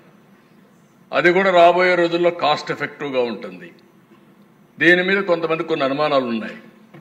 మీకు శ్రీకాకుళంలో ఎప్పుడో అనుకున్నాం ఆ కోవాడ దగ్గర, అది ఇంకా కాలేదు. మన ఎమ్మెల్యే ఈశ్వరరావు గారి కాన్స్టిట్యున్సీ అక్కడ ఉంది, ఆ ప్రాబ్లం ఉంది. అక్కడ ఇప్పుడు కూడా ముందు ప్రపోజల్స్ ఉన్నాయి. అక్కడ వీలైతే 1 or 2 ప్లేసెస్లో స్మాలర్ యూనిట్స్ని బిగ్ సైజ్ కాకుండా పెట్టగలిగితే చాలా బాగుంటుందని చెప్పి ఆలోచన ఉంది. మొన్న కూడా ప్రధానమంత్రి గారు మాట్లాడినప్పుడు ఒకసారి నాతో రెఫర్ చేశారు. ప్రధానమంత్రి గారు కూడా రెఫర్ చేశారు. ఇప్పుడు ఒక ఎన్టీపీసీతో ఒక జాయింట్ వెంచర్ కూడా పెట్టుకొని అవసరమైతే మనం అక్కడ చేసే అవకాశాలు ఉన్నాయి. Will work it out. Idea ఉంది, నాకు అన్ని ఐడియా ఉంది. డబ్బులు పే చేశాం, రీహాబిలిటేషన్ పే చేశాం. నేను ఇప్పుడు కాదు, ఒక 15-20 ఏళ్ళ నుంచి దాంతో అసోసియేట్ అయ్యాను. ఇది ఇప్పుడు ప్రాజెక్ట్ కాదు. ఒకప్పుడు రష్యా అన్నారు, ఇంకొకటి అన్నారు, ఏది కాలేదు. ఇప్పుడు అవకాశం ఉంది. Will work it out. Okay, అందరికి అర్థమైంది అనుకుంటున్నాను. ముందు మీకు అర్థమైతే ప్రజలకు అర్థమవుతుంది. ఓకే, చెప్పిన 10,000 యూనిట్లు పెద్ద ప్రాబ్లం కాదు సార్. ఇచ్చేదంటే ఎస్సీ ఎస్టీ వరకు వీఆర్ గోయింగ్ అండ్ ఫ్రీ. అలాగే ఇతర కమ్యూనిటీస్కి వచ్చినప్పుడు సబ్సిడీ 78,000 రూపాయలు ఇస్తా అని ఒక ఏదైతే అనౌన్స్ చేశారో వీఆర్ టేకింగ్ రెస్పాన్సిబిలిటీ సార్. ఇది కూడా స్టేట్ ఎంకరేజ్మెంట్. ఎస్సీ ఎస్టీకి సంబంధించినంత వరకు 100% సబ్సిడీలతో వెళ్తాం. ఎమ్మెల్యేస్ అందరూ కూడా they will take part of it. స్టేట్లో మీరు తీసుకునే నిర్ణయానికి we're committed sir. Thank you. సూర్యశక్తిని పూర్తిగా ఒడిసిపట్టి అన్ని రకాల ఇంధన అవసరాలు తీర్చే విధంగా ముందుకెళ్లే విధంగా గౌరవనీయ ముఖ్యమంత్రి గారు చక్కటి ఆలోచనతో మంచి ప్రజెంటేషన్ ఇచ్చారు.